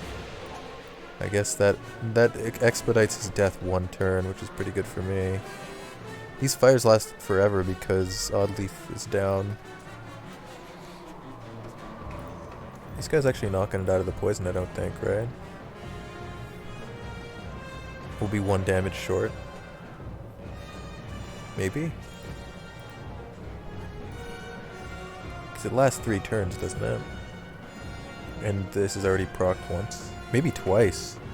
I might want to damage this guy so he dies on his next turn. What else could we do?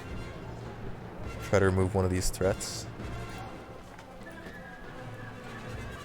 This guy moves after Canary so she can get away.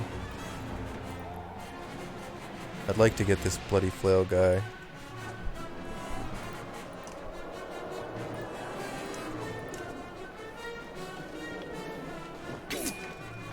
Oh right, the willpower absorbs it. I forgot about that.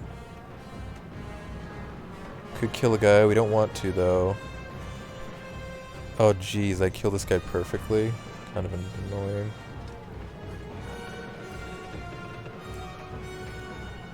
Jeez Louise.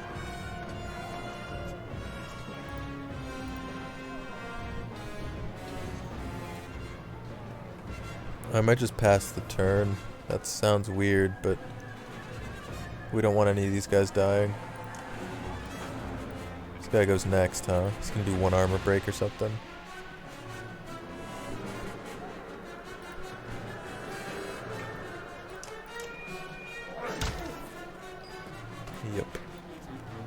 Okay, what else could we do? Poison this guy? He goes next. Oh, he's already poisoned. Is this guy not poisoned? The guy that I'm standing next to? Oh, I don't... well, killing this guy now wouldn't matter that much. We can start killing stuff. I just want to make sure I'm far enough away from this guy that he can't fuck me up. So I'll go way over here.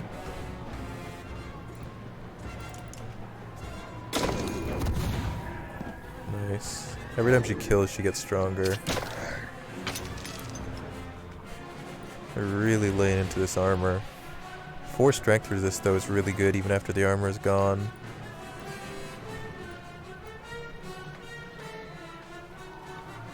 Speaking of that, we should probably stun this guy before he does any damage.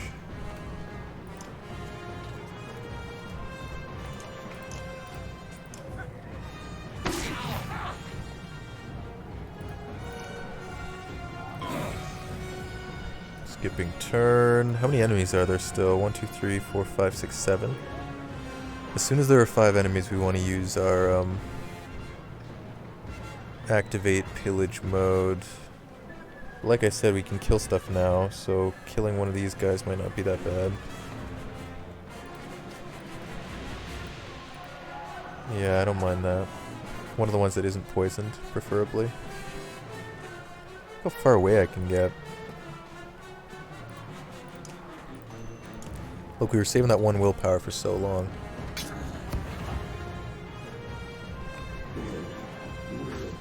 Where are you going, bub? Fully resisted. Get clowned on, bitch.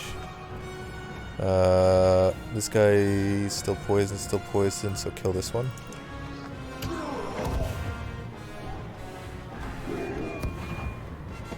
One, 2, 3, 4, 5. So now it's time to activate pillage mode. What is this on the ground here? It's like a little burnt. It's like a little fire that isn't actually a fire. It's the same tile. This is the same tile as this. It's just used as like a brazier or something that I can walk on. I think. It's hard to tell with the grid here. Yeah. I don't know what that is.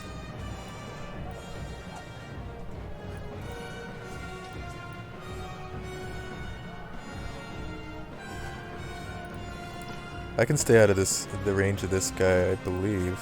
Oh, never mind. I'm a clown. Fully fledged clown boy.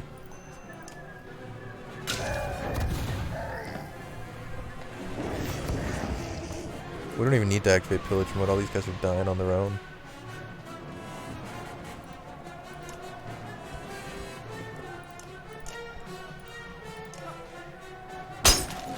You can see how this playstyle really shines without a turn restriction, because I take a lot of turns, but it's very consistent.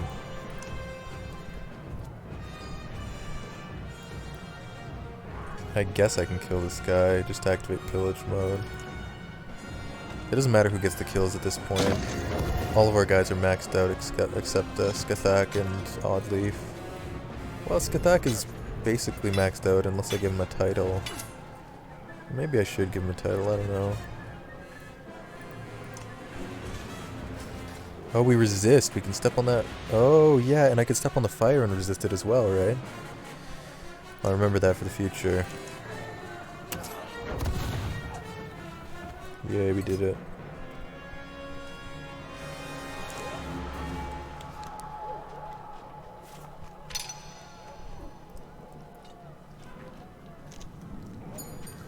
She was already injured. Although I think she only had an injury of 1 for some reason, so I must have rested, but not fully rested. I don't remember. So her injury is going to be worse than before, I believe.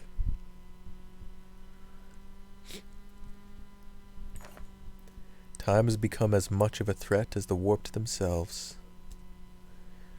You hold off the warped and eventually join the survivors squeezing past Ganulf, carrying most of the wall aloft by himself. He growls under immense pressure that there are more bodies beneath the rubble around his feet. But you can't be sure how many survived, if any. Oh.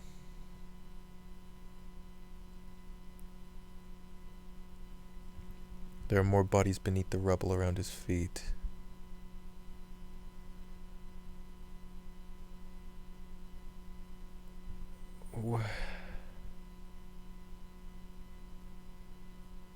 Get more people to help Ganolf with the wall while you look for survivors. Holding up a falling wall is that's a tough ask, man.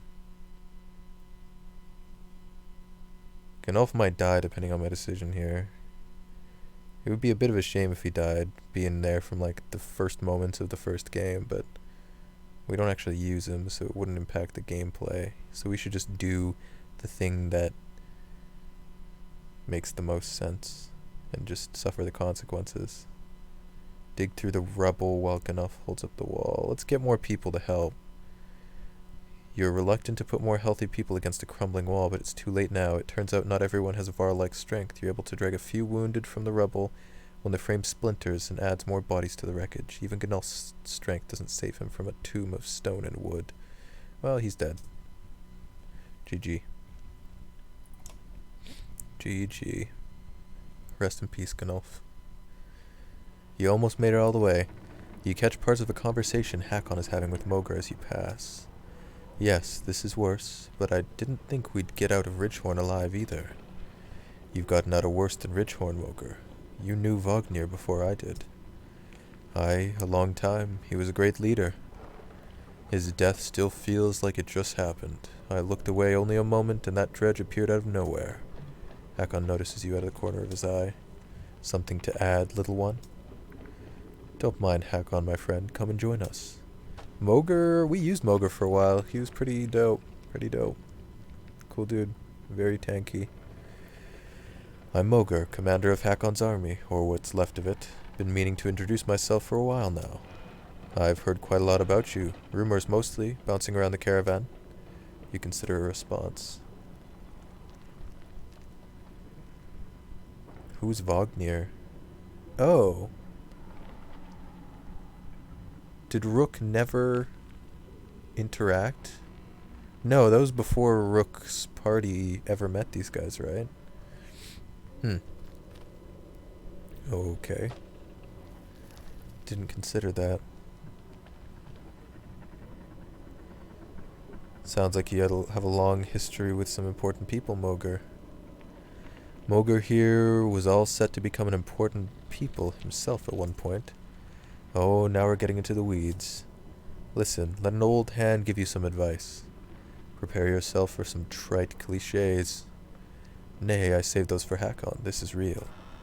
Everyone thinks they're the hero at some point. Some of us even take it pretty far before we're kicked back down to our place. Maybe one day you find out you're not as smart, as strong, or as skilled as you thought you were. It's going to hurt real bad. The sooner you get that over with, the sooner you can go and do what you're best at, even if you're not the best. Maybe I'm no Vognir, but I'm good with the warriors. I know them and they trust me. Being able to connect with each other, that's what it's all about. Right, Hakon? I don't remember you being this talkative. You consider a response. Oh. Who's Vognir, I guess? You never heard of Vognir? A Varl war chief, one of the greatest. I was his kender and he was Jorundr's. In other words, Vognir was next in line to be king, and Hakon was after that. Things happened a little out of order, though. And too soon, a dredge cut Vognir down near Strand, took him completely by surprise. Allegedly. Hakon gives Mogar the side-eye, shutting him up. You can see there's more to tell. Oh, wait, Ludin was involved with that, wasn't he? Sounds like there's more to the story. Nothing for you to worry about. Ah, tell him, Hakon, it's the end of the world. We never found out either way. The whole thing was suspicious. Vognir killed by a single slag? Not likely. Some of the Varl thought Prince Ludin did it, as he was the only witness. Could have been political bad blood. But I searched every dark corner I could find and only came up with cobwebs. Ludin never talked about this. I don't think he did. And I'm still not so sure, but it almost doesn't matter anymore, does it? Leave history to the past, Hakon, where it belongs. I love how there's only one option here. Ignore it and let sleeping dogs die. Ludin was a different person then, wasn't he? Anyway, it's history now. Nothing to get excited about. Rumors in the caravan? Huh, the usual exaggerations. You know, how you killed a sunder with your bare hands and slew a dozen dredge with a single arrow. Well, I mean, Rook did kill, like, a dozen dredge on his own. That much is true. In one battle. There was a good one going around that you're the child of a god. Then it turned out into a debate about which god. And you have a pet squirrel who lives under your cloak and does your bidding. But I heard one I'm actually a little curious about. They say Bulwark wouldn't leave Borsgard until you arm wrestled him to a draw. You believe that garbage? No, that's why I'm asking. Yeah, but if you're asking, that means that you think it might be true.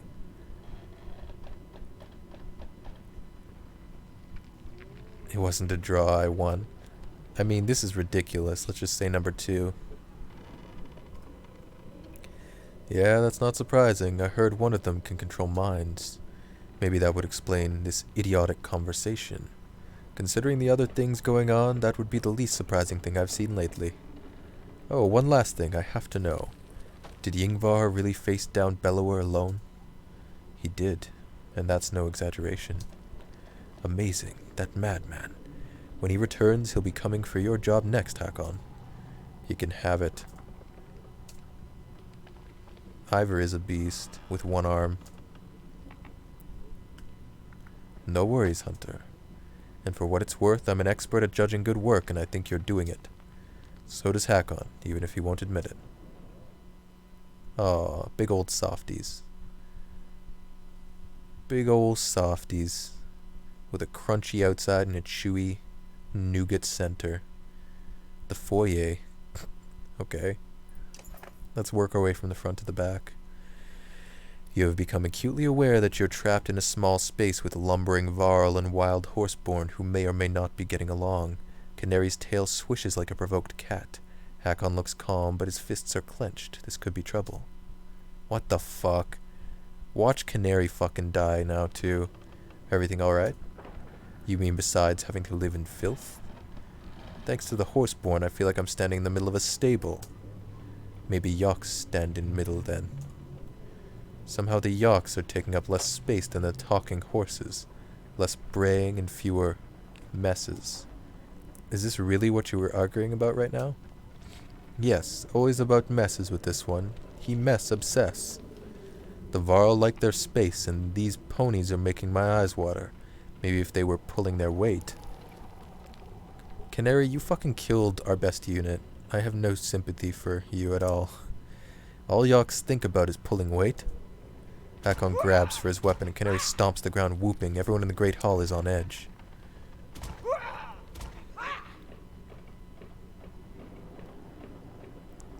We don't have to like each other. Settle this another time. I'm done playing the peacemaker. Go ahead and tear each other to pieces. No, fuck that. Who in their right mind would say that? Stop this. Hakon erupts in laughter. You sounded like a Varl there for a moment. I like it. Anyway, I'm not going to let anyone claim I died over some horse farts. Canary rolls her eyes and flips her hair, then trots off to where the rest of her kind are sitting. I don't understand that one, but I do know things won't stay like this forever. For lack of a better response, you just nod. What in the world? You were looking down a long hall full of sick and wounded, more wounded than healthy. Your mind starts doing the arithmetic. How many supplies? How many wounded? How many menders? How many hours? You stare out into the darkness, into darker places. A friendly hey draws you back. An old man offers you a piece of bread. Oh, an old man, eh? Who the fuck are you? My last loaf. I can't. Keep it. You don't recognize me, do you, Rook? It's been a hard road. I'm sure I look different these days. On second glance, he does look familiar, but you can't quite place him. Dalren from Skogar. Wow, he's all the way from where Rook is from. You've been in the caravan this whole time? For the most part. Had to leave the group once or twice, but found my way back. He lets out a thin laugh, his eyes twinkle with sincerity. It's almost hard to remember so long ago, back in Skogar. Things have certainly changed back then. I used to tend the ox. Ha! I had names for them. When we fled of Asti, old Asti took us to Frostveller. I don't expect you knew that, but I did. Frostveller was where things started to get hard. My boy became ill. He died soon after that. My wife, she got too tired. I'm sorry.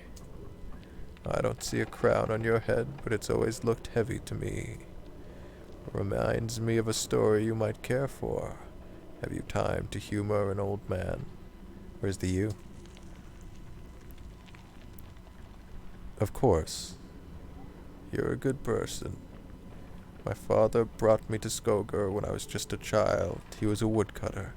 Skogar was just woods back then.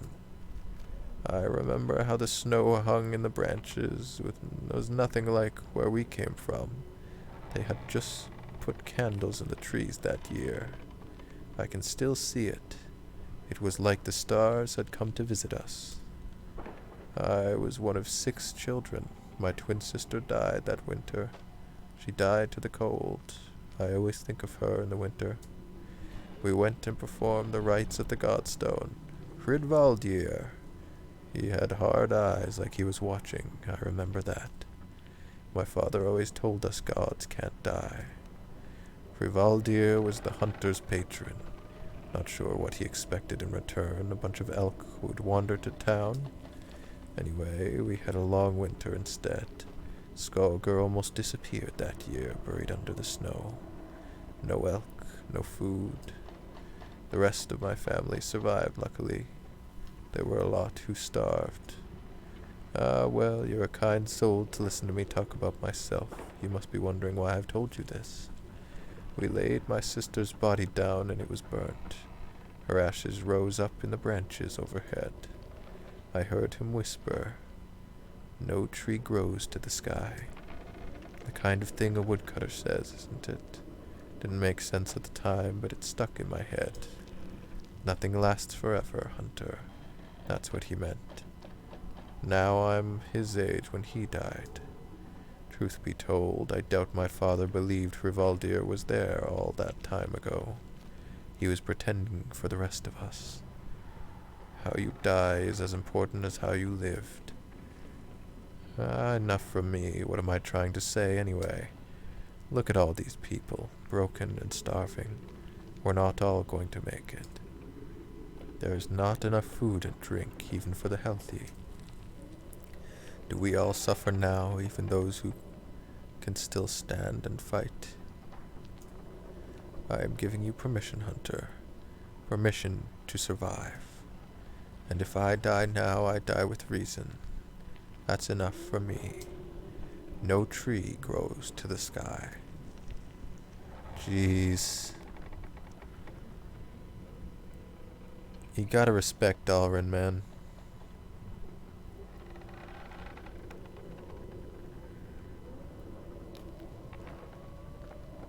I know everyone won't make it, but we have to try. I'm gonna say that. That is who you are, isn't it? We had this time to talk, and that for that I am glad. There's an extra that in there that shouldn't be there. You endeavor to continue treating those who have a chance of survival. It would feel wrong to do anything else. I think if I would have picked option 1, I would have gotten more time. By the gods, remarks a man, staring out a window. I really like that conversation with Dalrin. A dim light bubble approaches, entering the great hall with his chin high is Ruga, followed by a very bloodied bodyguard and a ragged mender whose head hangs low. Hakon says, I wondered where that rat had skittered off to. The description is apt. Ruga looks especially gaunt and mangy. You wonder where and how he got his own mender, feeling pity for the badly bruised woman. Ruga sinks down into the throne that has remained empty since Meinolf died, as if into a lover's embrace. Things are going to change around here, he sneers at his audience. He seems not quite right, even for Ruga. I am king now, he says, and that one is a traitor, he points at you. I want their head. To refuse your king is treason. The ever-dwindling survivors look between each other, unsure how to react to this. Put an arrow between Ruga's eyes. I don't think anybody would argue with me at this point if I did that. Banish Ruga from the Great Hall. Fuck off, Ruga. Arrow through the eyes. You move like water, and before another word is said, an arrow pins Ruga's head to the chair. Complete silence. Hakon sighs and lifts the entire chair, body and all. He heaves it through the doorway where it twists and lurches in the darkness, and returns, brushing off his hands. Then everyone goes back to their business as if nothing had happened. Fucking Ruga. One day. Wow. Wow. A day and like a fifth. That's like a fifth of a day. I'll take it. I'll fucking take that. Straight to the bank. The time bank. I'm pretty sure the tower's still really far away. Unless this is like the lead up to the tower. Let's, fingers crossed. A distant rumble approaches, and all the things it could be race through your mind. Someone shouts, "Earthquake!" as the ground bucks beneath your feet. Violent shaking peels rock sheets off the nearby cliffs. They crash around you in great billowing clouds of dust. "Is everyone all right?" you shout in the aftermath. "Knew I recognized you from somewhere," Volgard shouts. He's swinging at Ollie with clenched fists. "This bastard tried to push me into the falling rocks." As the confusion in the dust clears, frustrated ravens are letting off steam with chants of fight. What the fuck? Dude, if Ollie kills Volgard, I'm gonna be real pissed. What is this about? Ollie murdered a warlord in Strand, back when I was guard captain. I never got a chance to thank him for all the good friends who were killed as a result. "Liar," retorts Ollie. "I've never even been to Strand." "You're both lying," Juno interjects in a dark mood. Ollie traveled to Strand where he did ignite the war, but none was pushed towards falling rocks. And if you both wish to keep your history in the past... Both men pale from Juno's icy words, realizing they can keep no secrets.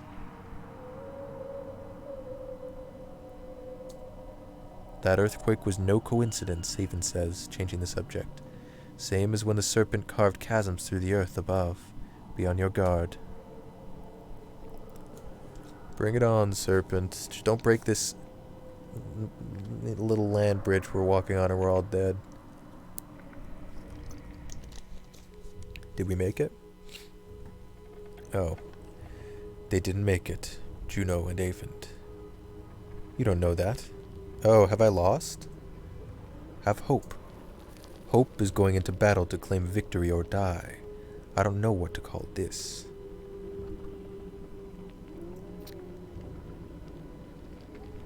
We could use a better plan than just fighting until we fall over. I'm all ears. There are options. Yrsa? I'm going to guess it involves setting something on fire. Blow up the roof. Suicide wasn't the solution I was looking for. No, she might be onto something. We already cleared out the basement.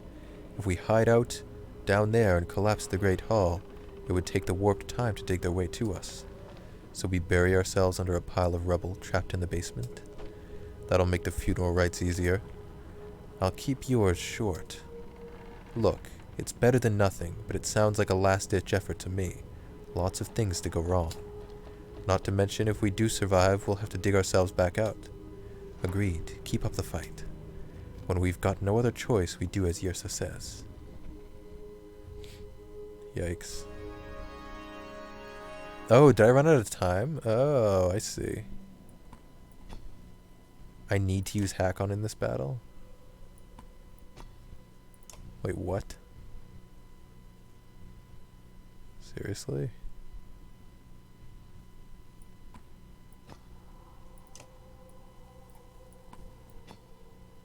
I can take Rook out, but everyone else is forced. I guess Skathak isn't forced, or Canary either. I don't mind Zephyr, but we kind of want Bastion.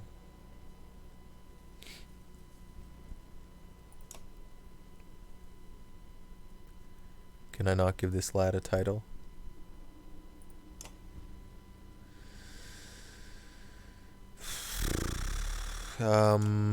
What is she using right now?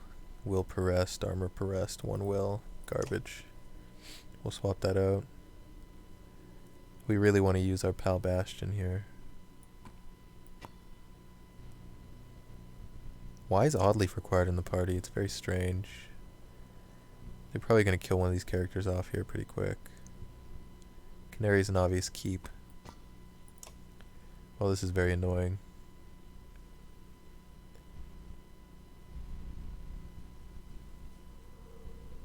Should we maybe get rid of Skathak? The stunning is really helpful.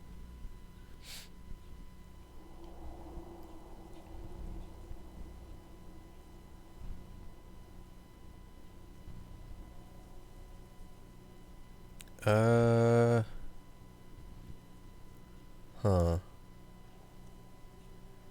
Look at Ubin over here. 16 armor, 16 strength. That's pretty good.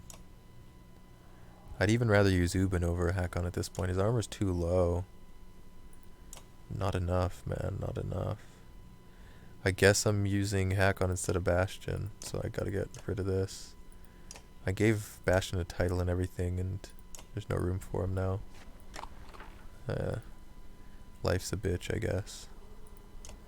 I'm gonna give a title to Hakon, I suppose.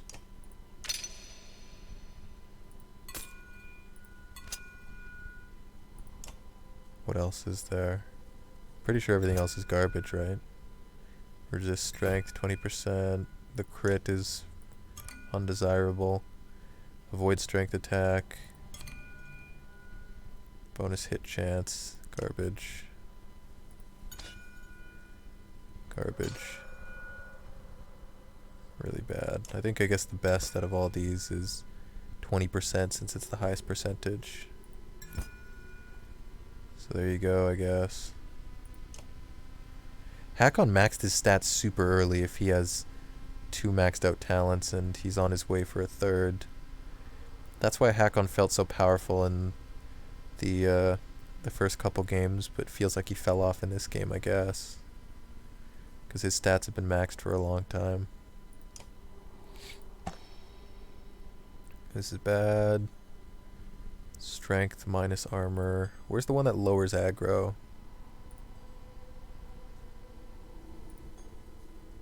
Wait, +3 will to adjacent allies? Huh. Interesting. Movement, damage, much less aggro. That could be good.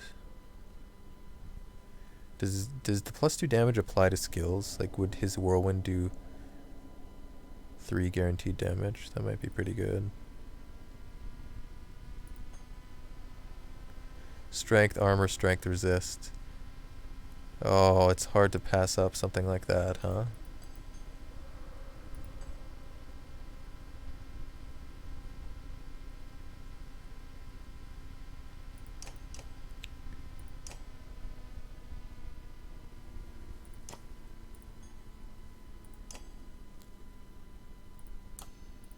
I'm going for movement. The big boys need movement, to be fair. Okay, and he has less aggro. Nobody is tanky in this party. This is gonna end badly, I think.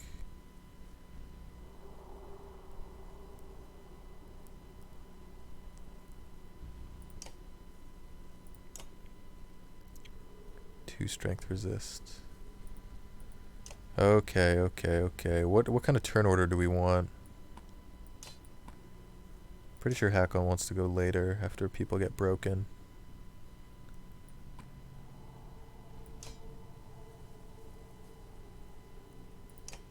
Zephyr's ability, Breeze, is so good.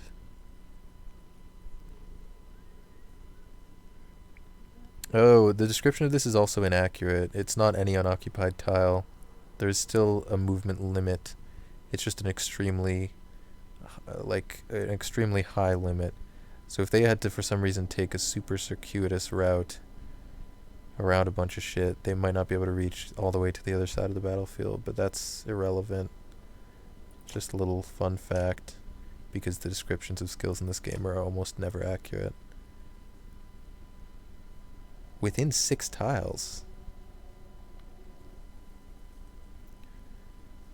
Oh. Huh. Interesting.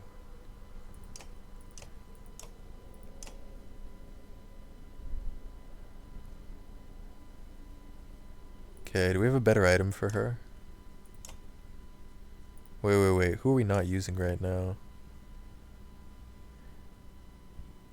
Wasn't there somebody else in the party? Oh no, she died. Deirdre died. Okay.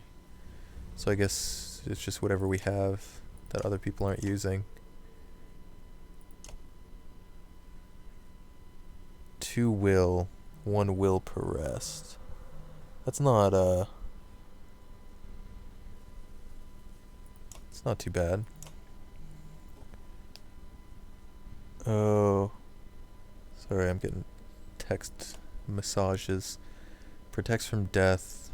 No. No. No. +2 armor, huh? No. Strength resist and will per kill. That's the item that Avent has, I believe. I didn't realize we had 2 copies, one with each party. Huh. +3 will. I'm probably gonna use that. Hilariously. Yep.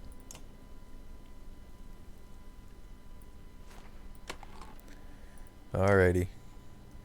I don't necessarily think we need her to act so quickly, so soon.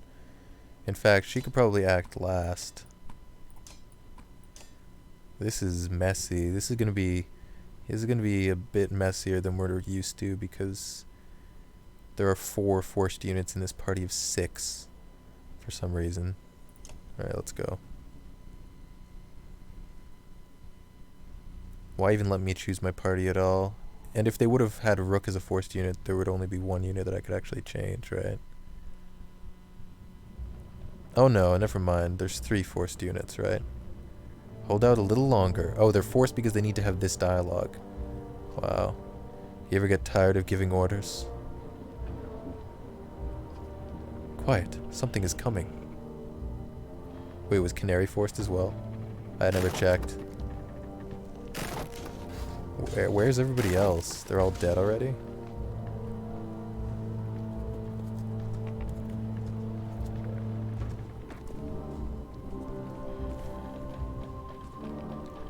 Yes, it's very grim. Is this going to be wave-based?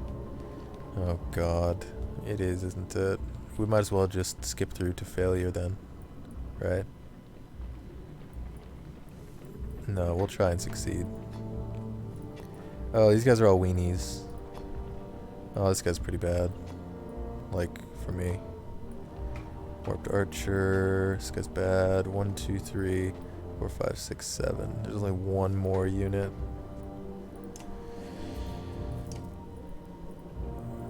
Oh, I think Canary was forced. Oh, I can only move these 2 units. So there were 4 forced units. 5 if you count Rook, I guess. Yeah, why let me pick my team at all? Good question. Who's gonna act first? We don't want to get caught by any of these guys if they go before any of my people here.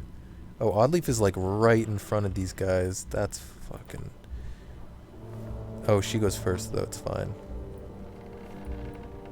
I'm gonna put our boy here just in case.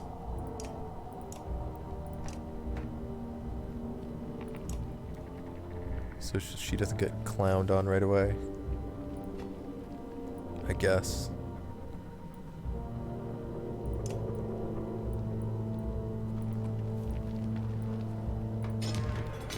Alright, let's check out this turn order. Okay, good. That's not ideal, but we can work with that. In fact, well, I lied. That is ideal. Because we can back up and bait. Right? Oh, fuck. I kind of... Oh, no. Never mind. We can move over here, too. Yes, this is all very grim. Now, I wonder, is it possible to actually fail completely? Like, if I fuck up enough times, could I just get a game over? Congratulations, you played yourself. Thanks for sinking like 20-something hours into this game. You clown. Or is it a situation where Ivor and Avind and Juno make it no matter what? Well, because I guess they aren't on a time limit, really. It's these guys that are on a time limit. So maybe these guys can die completely. And then, you know, Ivor's doing a sad face emoji when he gets back or something.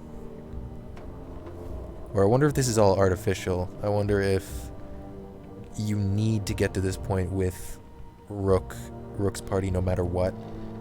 Like, Ivor will never reach the White Tower before this point. I wonder. I want to peek under the hood kind of thing. This guy's just going to soul bond, so maybe I can prevent that by putting the trap out here.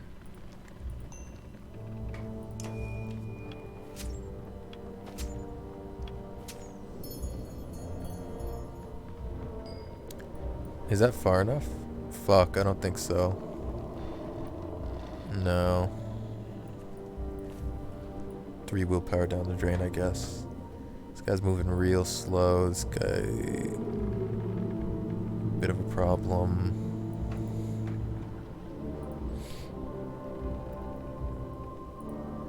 Can't really escape that either, can you?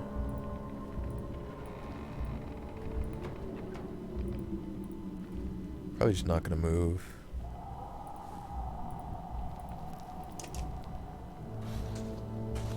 Oh, thank Christ. Okay, well that's good. Good news for us. Good news for us. Congratulations, us. I'll poison this guy so he dies in like well, how much break does he have? We should probably try and kill him. Like, get him low enough before he acts next. I'm still gonna poison him because that's a great way to kill him off because it skips an enemy turn, but... if we can do, like, 5 damage... So armor break, hack-on does the rest, right? So we need his armor down to 13. I can only get it down to... I can get it down to 12, actually. So I only need to exert for 2 with Rook. Is that right?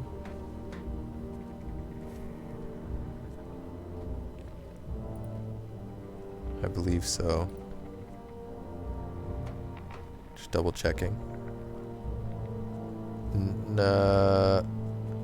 Yeah, 13 armor, right? To deal 5 damage. Okay, okay.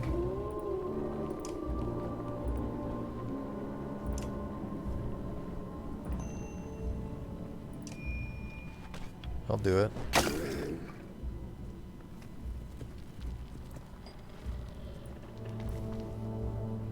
Can Hack-on survive out here? Is anybody gonna clown on him? I don't think so. I think we're fine. What is this guy gonna do? Even this weenie can damage Hack-on. His armor is so low. That armor, man. Jeez. Why do I do an extra damage? Oh, because of my title, right. I forgot. So I wasted 1 willpower. Oops. Oopsie poopsie. So now this guy's dead to the poison. Or, you could say I wasted willpower on Canary. She gets it back pretty easily, though. Alright, now Zephyr we can get a little crazy here. Because I could, like, run over and stun this guy. No, I can't. Well, I could, but it would be after they acted.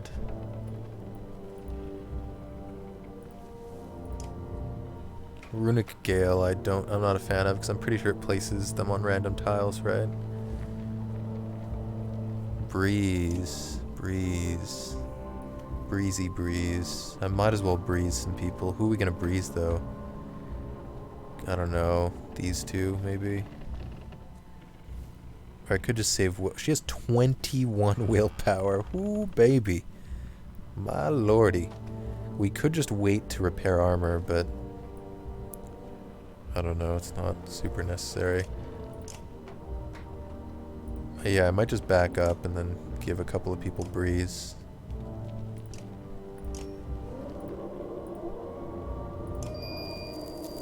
Let them move how they wish. See, look. It's not infinite movement. I could goof on this guy. This guy hasn't moved yet? Wait. Surely his turn has passed by now. Because other... Wait, how many people are there? 1, 2, 3, 4, 5, 6, 7. I think this guy passed his first turn and did nothing, weirdly. I wasn't paying attention. Because that's where he started, wasn't it? Unless he started just off the map, that's also possible, I guess.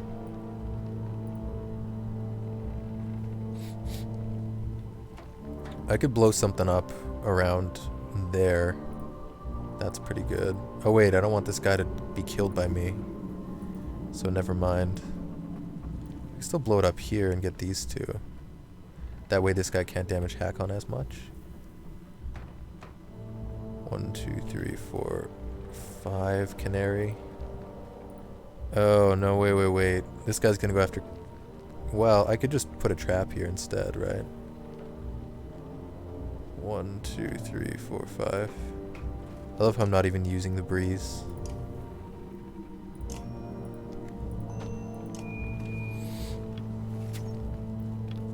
These weird symbols. Alright, what's going on here? What are you gonna do? 4 DiMaggios.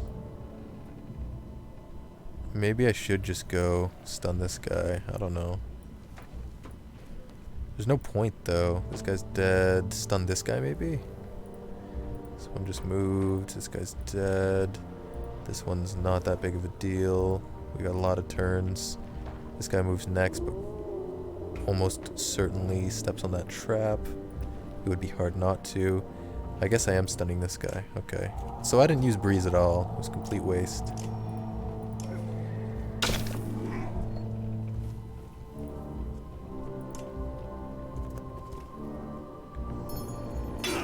You clown. You absolute clown. Okay, let's see. I could poison this guy. I could poison this one, though, instead. Ooh, not bad. Not bad at all.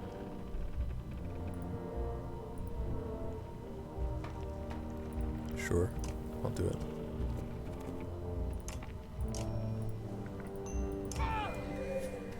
So we're gonna get, there you go, 2 willpower, 2 strength on Canary. She's a beast, and everybody knows it. Look, she's Hakon in horseborn form. No wonder they have such a rivalry. 1, 2, 3, 4, 5, 6. It would be wise to activate pillage mode at this point. Well, hold on. Let me weaken a couple of these guys a bit more, maybe. Maybe like one more guy weakened a little bit. This guy right here.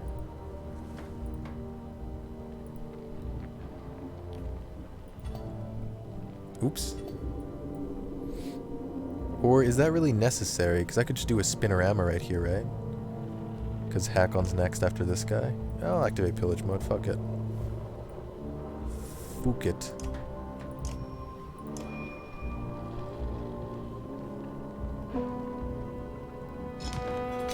Fuck the turn order shenanigans. Let's go. Wait. I think I'm stepping on that more than necessary. There we go.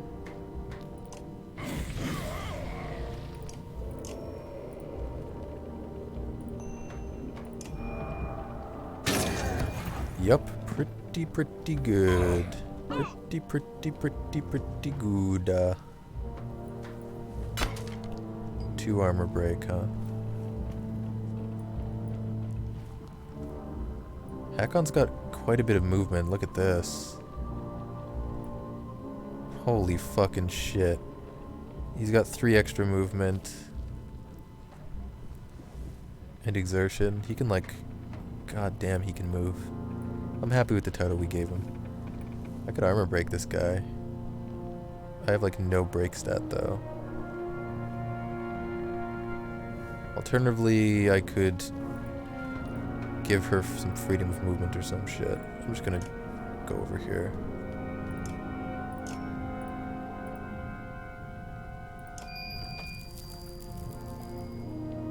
Okay, so killing people is completely fine at this point. Just keep that in mind. There are no guaranteed turns anymore. In fact, I should probably try to kill someone because we want to, I guess, level up Oddleaf at some point here.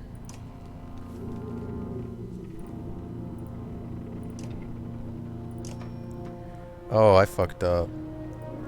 I was gonna put it here, but I didn't count out the tiles. I counted from this guy instead of 1 tile beside him.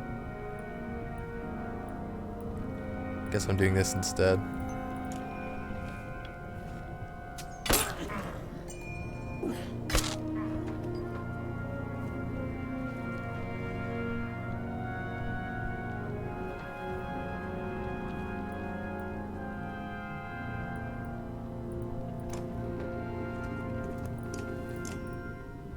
Boop. I don't know. I don't know why I went back that way. Where's this clown going? Oh man. Let's see. Oh hey Kyle. Party tonight? Yeah, I'll be there. Are you gonna go? I guess you wouldn't have brought it up if you weren't. Oh baby. So I'll see you there, huh? Oh, when are you gonna show up? It's been a busy day for me today.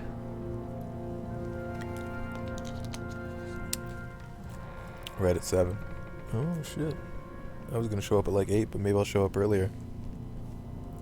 Maybe I'll end the stream soon. Started it a bit earlier today because wanted to have time and shit. Where should we go here? Goof on this guy a little bit. I love being able to move anywhere. Bye-bye. Uh-oh. I think it just used its Tempest ability for some reason. Don't ask me why. Couldn't tell ya. Couldn't tell ya.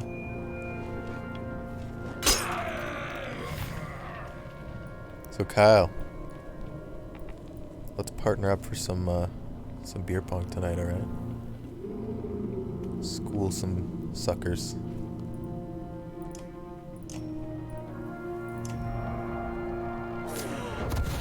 You know, for a final stand on hard mode, these enemies are pretty pathetic. If I'm being honest here. This isn't a great showing, let's just put it that way.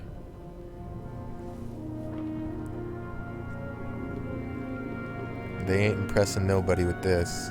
This is pretty grim.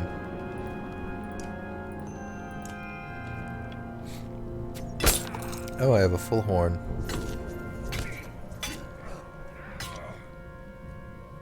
We have a rematch? Oh yeah, we need to have a rematch too. Oh yeah. Oh yeah. Yeah, we got some matches lined up. Oh, I can kill this guy, I think.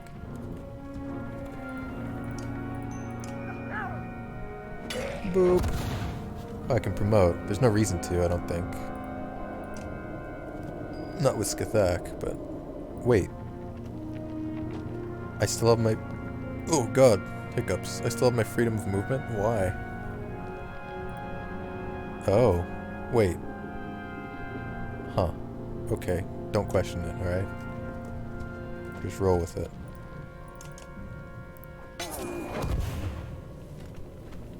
She had 24 strength at the end of that? My god. Every time she kills, she gets 2 strength, and she never got touched in that fight. Holy moly. Ravioli.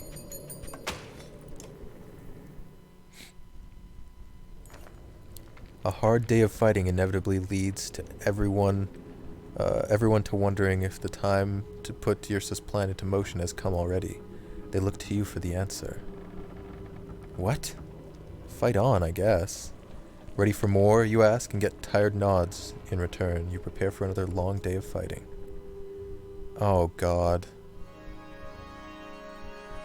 Really? Do I have to keep... Oh, I can remove them now, thank God. I don't think I needed Zephyr there. Honestly, I don't think Hakon was, like, super necessary. Although, I will say, if we're gonna keep fighting those weenies, those little shitters, then Hakon's 12 armor might be enough. But I have a feeling it's gonna get harder with each battle, so... I mean, I could just compromise and put both of them in the party. Just for now. And make an executive decision, after that. But that means Hakon needs a different equipment, because this is definitely going back to our buddy over here. He makes better use of the break. Which means Hakon is... I mean, I could still give him the 2 strength resist with that ring. It's not a bad idea. 1 will per turn, 1 armor per turn, 1 break. 2 will, no. Strength attack. Oh, have you played Crash Team Racing yet, Kyle? It's out now, right? It's been out for like a week. Strength resist. 101%. Oh, shit. And? What's the good word?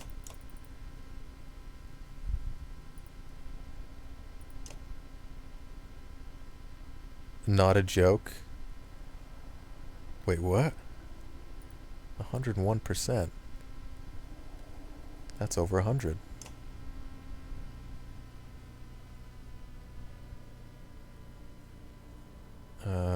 Are we ready for battle? Really? I like how we're just going to perpetually have these injuries. I think the idea of this is you fight as many battles as you can, one after the other, and avoid injuries as much as possible. Unfortunately, we went into this with 2 injuries. Nobody went down in that last fight, so if we were uninjured going into it, we'd be uninjured now, but...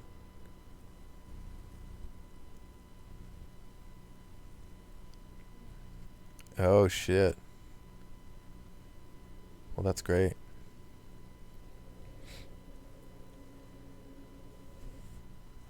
Yeah, I saw some YouTube videos of gameplay of it, and it looks pretty interesting. I played Crash Bandicoot, but I never played Crash Team Racing. I think I was talking to you about this like during Breath of the Wild or something like that.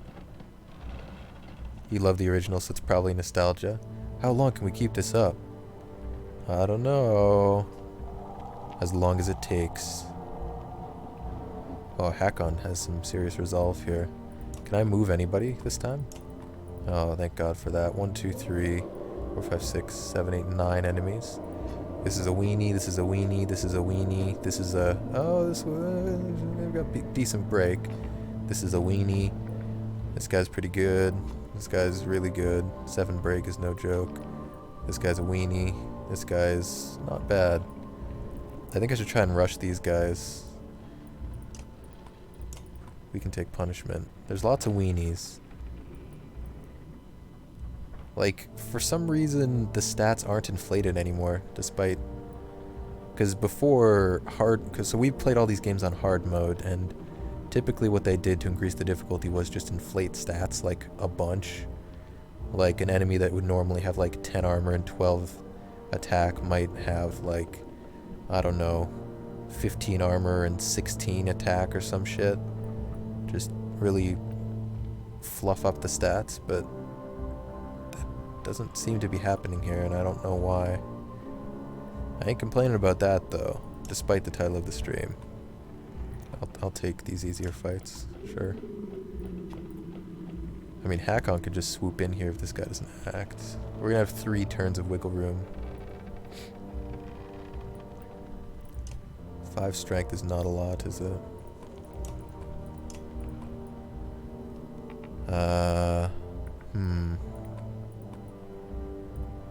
I don't want to be anywhere near that archer.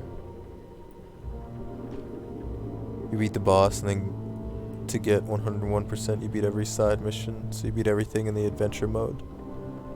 Time trial mode you haven't done. A bug can cause a corrupt save and wipe the save file. Ooh! So you're waiting until that gets patched. That would be tragic.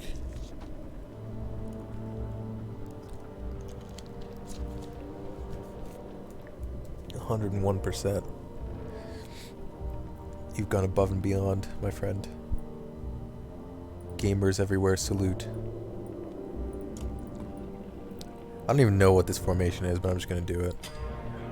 Let's check the turn order. I just want to know where these guys are in the turn order. Fantastic. So I'm just gonna storm them and hopefully just clown on them a little bit.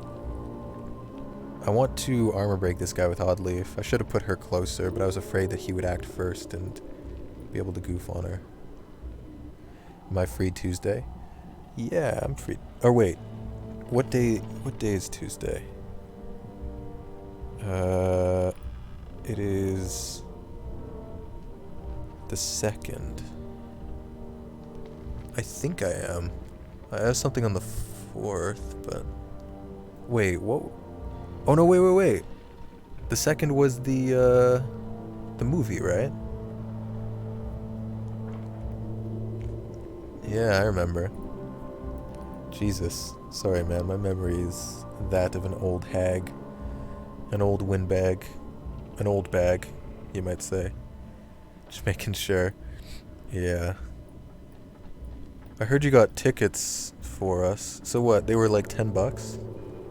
I'll bring a tenner to the party. How about that? How does that sound? You already bought them? Yeah. I appreciate it, my Dwayne. $10 each. Okay. And we're going Southland, right? I don't think I've ever been there since they put those recliners in, so it should be interesting. Maybe I'll just break the Stone Singer. Yeah, it's probably better. Try and stay out of trouble here. 10 armor break is insane, dude.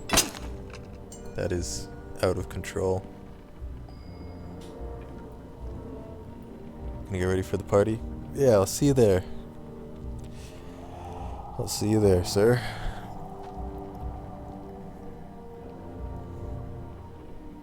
Best of luck winning the war. Yeah, it's looking grim. Thanks, man. I guess I could just dunk on this guy right away. I kinda, well, 5 break is pretty nasty. But I could just... I'd rather... Is there somebody here that can, like, knock him down? 3... 13... No. Because I wanted to poison him, but... I guess I shouldn't have... I should have thought about that before I spent 3 willpower to break. Oh well.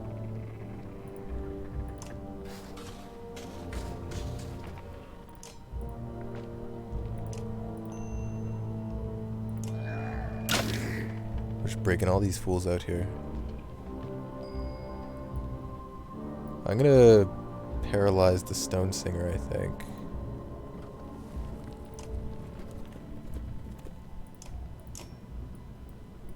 I wish we had Deirdre use still. That'd make this even easier.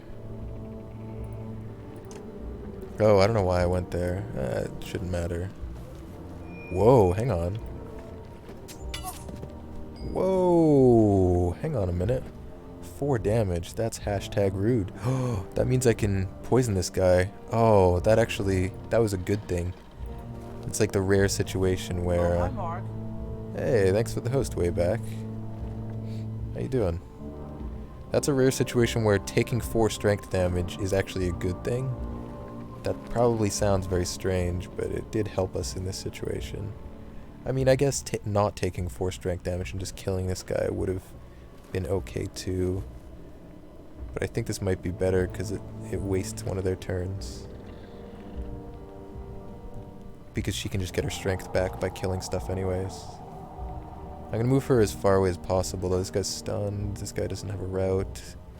So I can just go right next to this guy.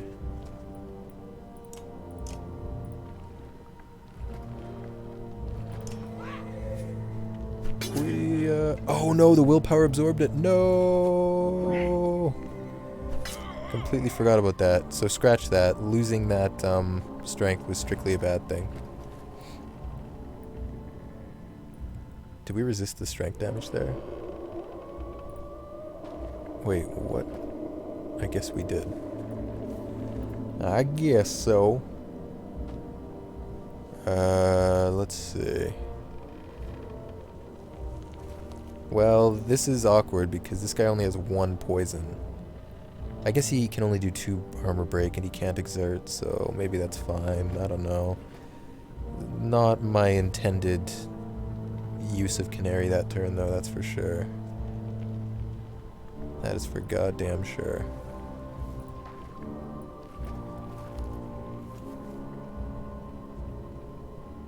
This guy's scary.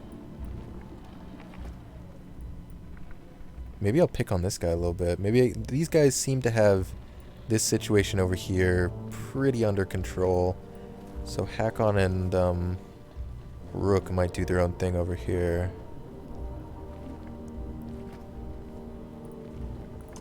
Yeah, I don't mind that. I don't mind that idea one bit. Now, hang on a minute. This is actually a weenie, right? So we don't want to kill them. We want to leave them alive. So if we do only 5 armor break, they go down to 5, 13. That's still too much. Oh, okay, awkward. I guess we could have armor broken somebody else over here. Maybe this big guy.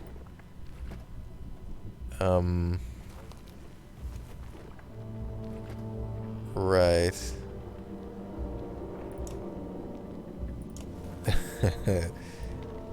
I could do, I could just do 2 strength damage, I guess. That was not ideal. That was an oopsie on my part. I can just one-shot that archer. This archer is actually pretty annoying. We should probably deal with her before her next turn. But I don't mind doing this for now. Knock them down to 1, make them pretty much useless. Just taking up a waste of a turn, basically, for the enemy. That's the idea. I guess this guy is just going to stick around, which means I should probably target somebody else. Now, I could go for, this guy goes, oh. I guess what I should do is break this guy and then swing in with Bastion. Now, here's the problem. This guy does 7 armor break. We're going to take 5 armor break. Am I okay with that? I guess Zephyr would be good for repairing armor. Bastion could take a lot of punishment for a long time. And then just get the armor repaired. Zephyr instead of Rook, maybe. I like Rook's pillage ability, though. It's useful for closing out a fight. Once you have equal numbers, it's almost always in your best interest to start pillage mode.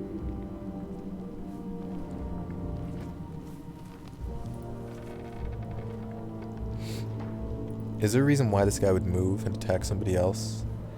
Oh, you know what? Yes. The answer to that is yes. He might decide, well, I don't know how the AI works exactly. Because there's an aggro system, it's impossible to understand, so there's no point in trying to understand that. But I'm sure there's some sort of priority for not exerting, over-exerting. Does that make sense? Like, if given the choice between a unit that is within your normal movement range and one that isn't, they should probably always target the one that is within their normal movement range, which means Bastion would be targeted, right?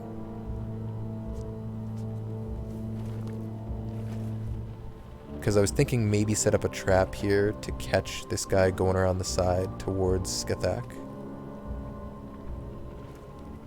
But what I could do instead is just... I guess I could just armor break this guy and then hit him with Bastion. But the problem with that is then I take 5 armor break in return, but whatever. I guess that's fine. Could be worse, I suppose.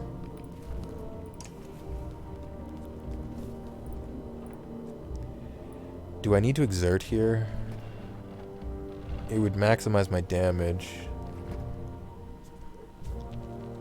7, 5, 10, down to 7. This guy exerts for 3, goes up to 10. No, I was seeing if maybe I could force him to try and exert for like 1 damage on Skathak or something.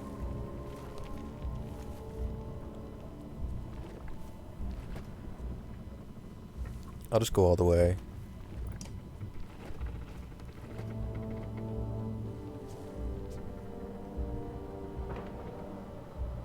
No I won't, I'll just do this. This is still fine. Oh. Canary's actually being targeted here. So I'm just gonna attack this guy. Do I want to like bait any of these guys into coming after us? We have 2 armor resist, right? I mean, there's no reason to put myself within range unless I have a plan. So no, I'll just stay here. Now I could exert with Bastion.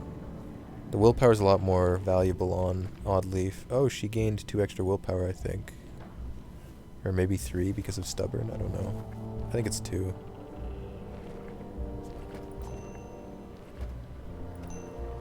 I don't know if exerting is really necessary. Knocking him down to 7 might as well be knocking him down to, you know, whatever the fuck. 4.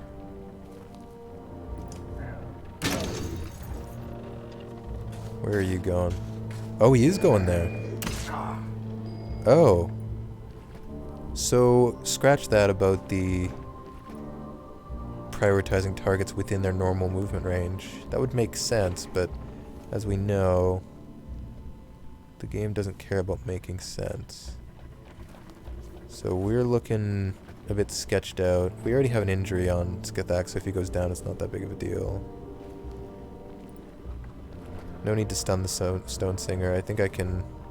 Well, removing the rest of the armor might be pretty good, because then I could get a perfect poison on him. So I don't need to stun. I can just armor break normally, and it's fine.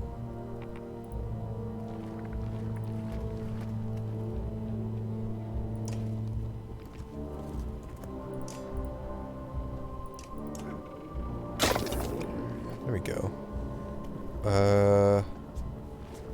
I guess I can wiggle my way out here. Wiggle, wiggle, wiggle. Oh, wait. I put myself within range of that archer, I think. Mistake. I think I'm dead? Wow, they're all trying to strength attack and Hakon's resisting. Good stuff.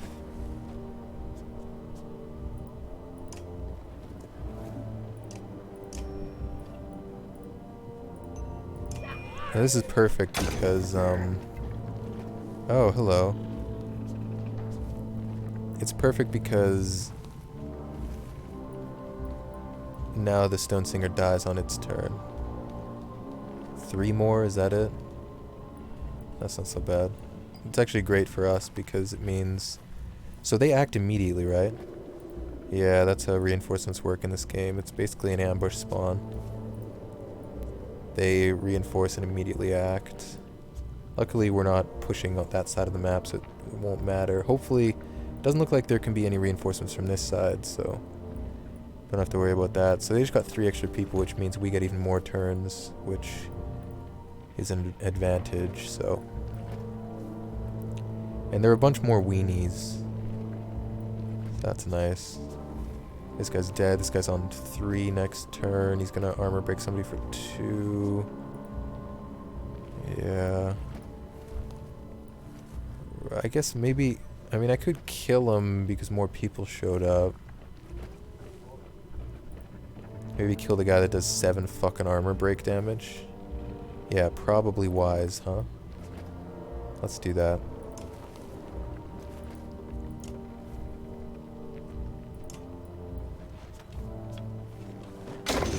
Good.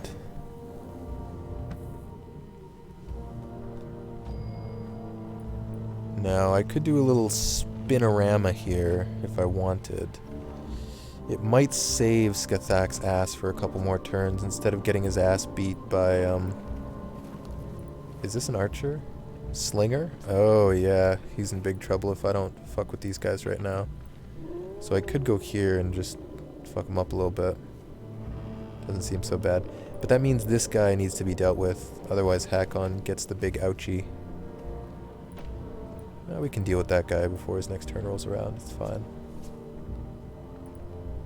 So let's do the old spinning do. Spinning do. Nice. Where are you going, bub? Where are you going?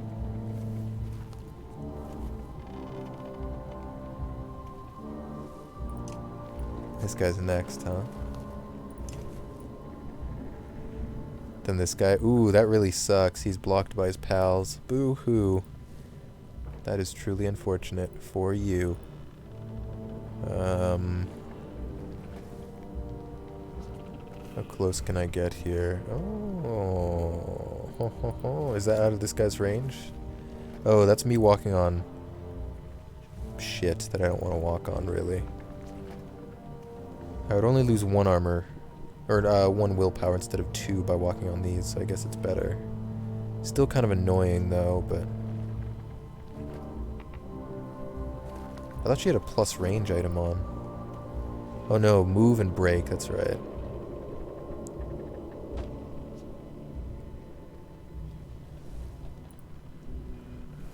Okay, fine.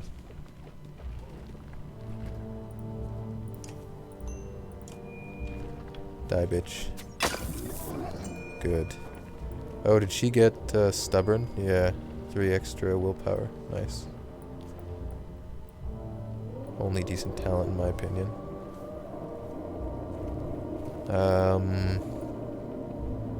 Uh-huh. The reason it's the only decent talent is because, whereas most of the other talents require either you attacking someone or someone attacking you, the stubborn is just there. And you don't need it to proc ever, it's just nice when it does. So you're never forming your strategy around any of the talents, but the one that has the most impact when you are just letting it be there passively is definitely stubborn.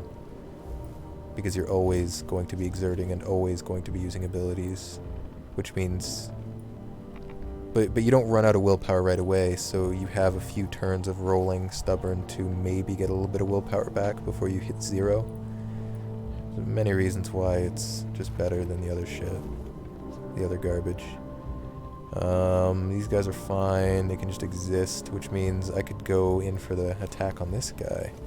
It means this guy is going to try and armor break me, and he's going to deal 1 armor break. Good. Very low impact, huh? Might as well get in there. Now, I suppose I'll exert a little bit here, although I don't necessarily think I need to. Goes down to 8. If he goes down to 8, he might try to exert to do strength damage instead. Oh, he might go after Oddleaf, though. Oh, he doesn't act for a long time. Wait, what the fuck?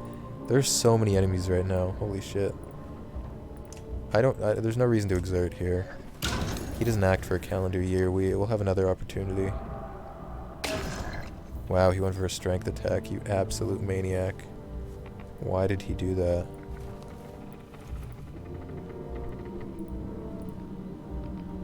That is insane. We have 4 strength resist on Bastion. This guy's still not dead. This is how long it takes these guys for their turns to roll back around. Like, holy moly. These guys have been standing in the same spots for a billion years. I have no one to stun. I guess I'll just walk up and look pretty. Oh, I keep walking into the range of these guys for some reason. I guess I have a Skathak Death Wish. My bad.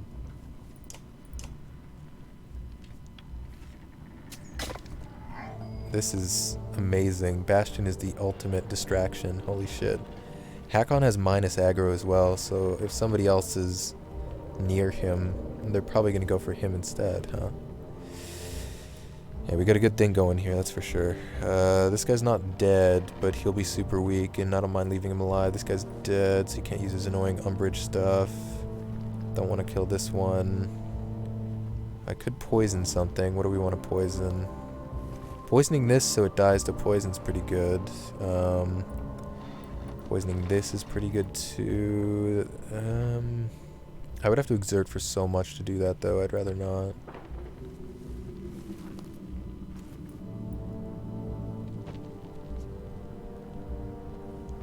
Well, actually, no. That would only be 2 willpower, right?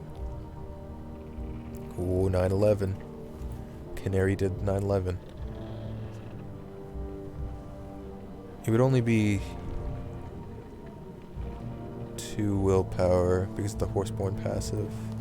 Because Horseborn are fucking amazing.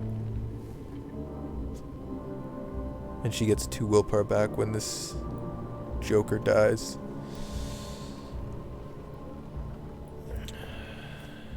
Okay, fine. I'll do it. Why the hell not?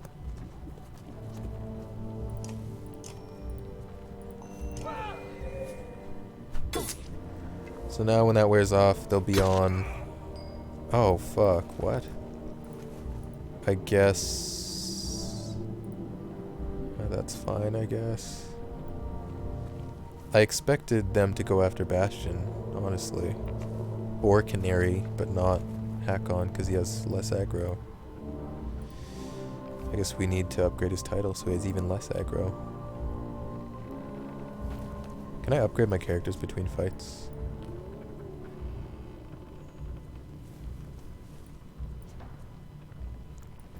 This guy's Garbo, Garbo, Garbo, Garbo, Garbo.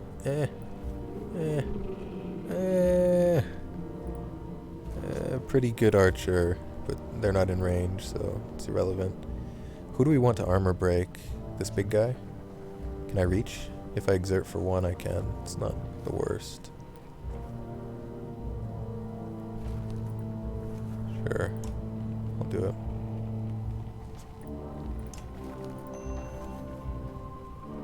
I probably don't need to exert. Ah, fuck it. I'll do it. Whatever.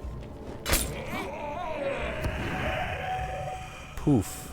And there goes Canary getting bigger.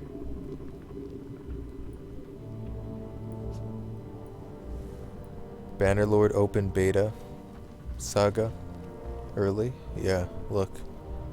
Inexplicably, they decided to make it look exactly like the Banner Saga and do a heel turn, and instead of some sort of action, you know, management kind of game, they're going for a turn-based tactics type situation. Crazy, I know. It's a bold move that probably won't pay off. But here we are. I'm gonna do the old spinorama in here as well. I'm playing fast and loose with Hakon because I don't mind if he gets injured. I'll just take him off the team. He is not a key player here. Although maybe if we can get him to the point where he has super low aggro, it might actually be worth it. How you doing, Dragon? God damn, he's tanky. He has taken 1 armor damage for this entire fight, and he's been attacked like 6 times. What a beast. What a monster. What a legend.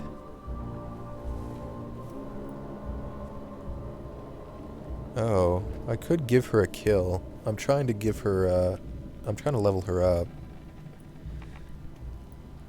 Look, there's no urgent matter to attend to right now with Oddleaf, so I'll try and give her a kill. What the fuck? Wait, what? Oh. Oh, I accidentally moved with her, but, wait. What? Wait. 5, 3.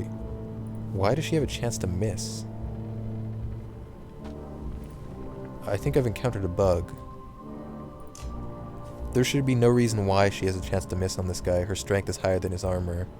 It doesn't say I have a chance to miss here. But when I go to attack... What's going on? Oh, she has -5 strength attack. That's why. Oh.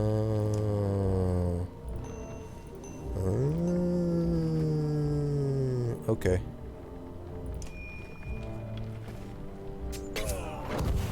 But she did 5 damage instead of 4. God, this game is janky as hell. Okay, that's fine. I could slam this guy pretty hard. I love slamming guys pretty hard. It's one of my favorite pastimes. I need to deal with this guy though, otherwise he... Well, what does he do? He attacks our horseborn friend, and I can't abide. I can't let that happen, sorry. Gotta kill this guy. That means this shuffles though. What the fuck? Whoa! Okay. They just used 4 willpower. I'm pretty sure Skathak is going down, so who do we want to stun before he does? The archer, probably, right? Look at this juicy fucking whirlwind with hack on. Holy shit. I don't want to kill these guys, though. That's the problem. Huh. Well, it's about time to start killing guys and activating pillage mode. 1, 2, 3, 4... 1, 2, 3, 4, 5, 6, 7, 8. Yeah, okay, fine. So, we don't actually want to do anything to this guy, because Hakon's going to come in with the old Savardian Spinorama and chop a bunch of guys' heads off. So instead of that, I guess there is no good candidate to be stunned. Oh, wait. If I push this guy 2 tiles, then that's a 1, 2, 3, 4. Oh. Do it. Get the old 4 for 1. No. Oh, armor, good. Is Hakon next? No, we need to protect Hakon's strength. Which means we need to kill that guy over there. But that means this guy shuffles. That's okay. Then this guy shuffles. That is also okay. Okay, so kill this guy over here. Can I use poison to do it, so it wastes his turn? Because if I do that, it won't shuffle. Which would be even better. And I can use poison to kill him.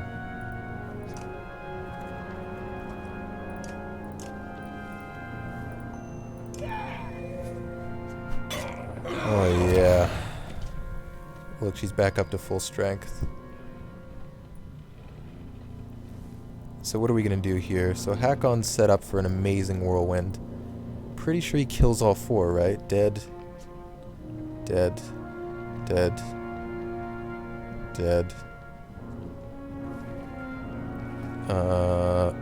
Oh no, he only does 9 to this one. Oh, it dies from the shockwave. Okay. 1, 2, 3, 4, 5, 6, 7. Can I activate pillage mode now?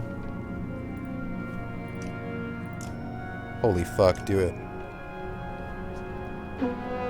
Wow, that's a crazy 1-2 punch.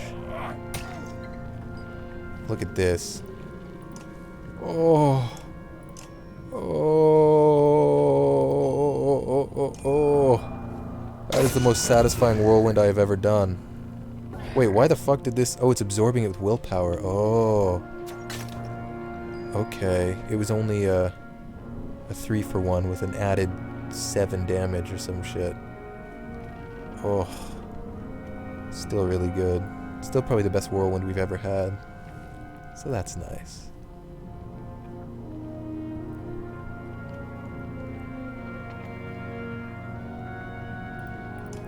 I'm gonna kill this guy with Slag and Burn for an extra kill on Oddleaf. I'm trying to get her kills, basically, so she can promote. I think she needs one more, maybe?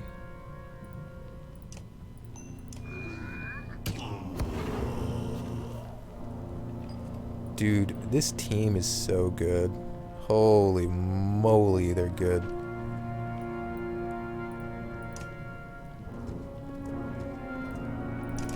I don't even know why I'm trying to avoid injury with Skathak. He already has it. He already has one.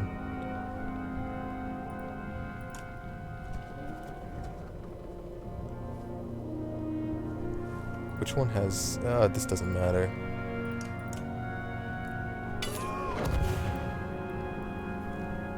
They went poof. Poof, the Christmas bear. I wonder if I could give another kill to Oddleaf. Let's try it. We're feeding her kills.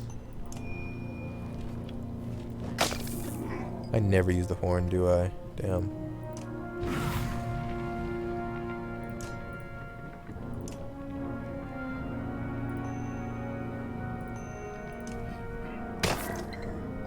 Alright.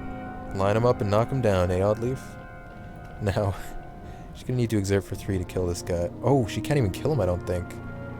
Awkward.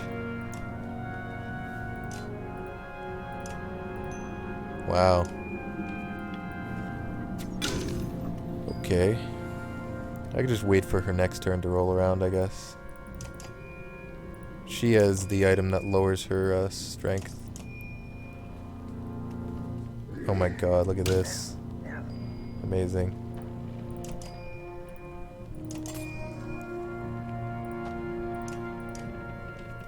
She's getting a bunch of damage because of Pierce, basically. Mixed martial arts. What the fuck? What's that achievement for? I wonder. Oh, maybe for using a Horseborn, a Varl, and a Human? And a Dredge? All in one party? I don't think I've done that yet. This would be the first. Oh, that's pretty cool. Your memories have become a series of tangled figures swinging dark weapons. You survived the last day of fighting, but Yrsa's suggestion is starting to sound more and more reasonable. The dream of rest is a siren's song. We can keep going. You suspect there would be groans if everyone weren't too tired to speak. You prepare yourself for another day of hard fighting, knowing it may be your last.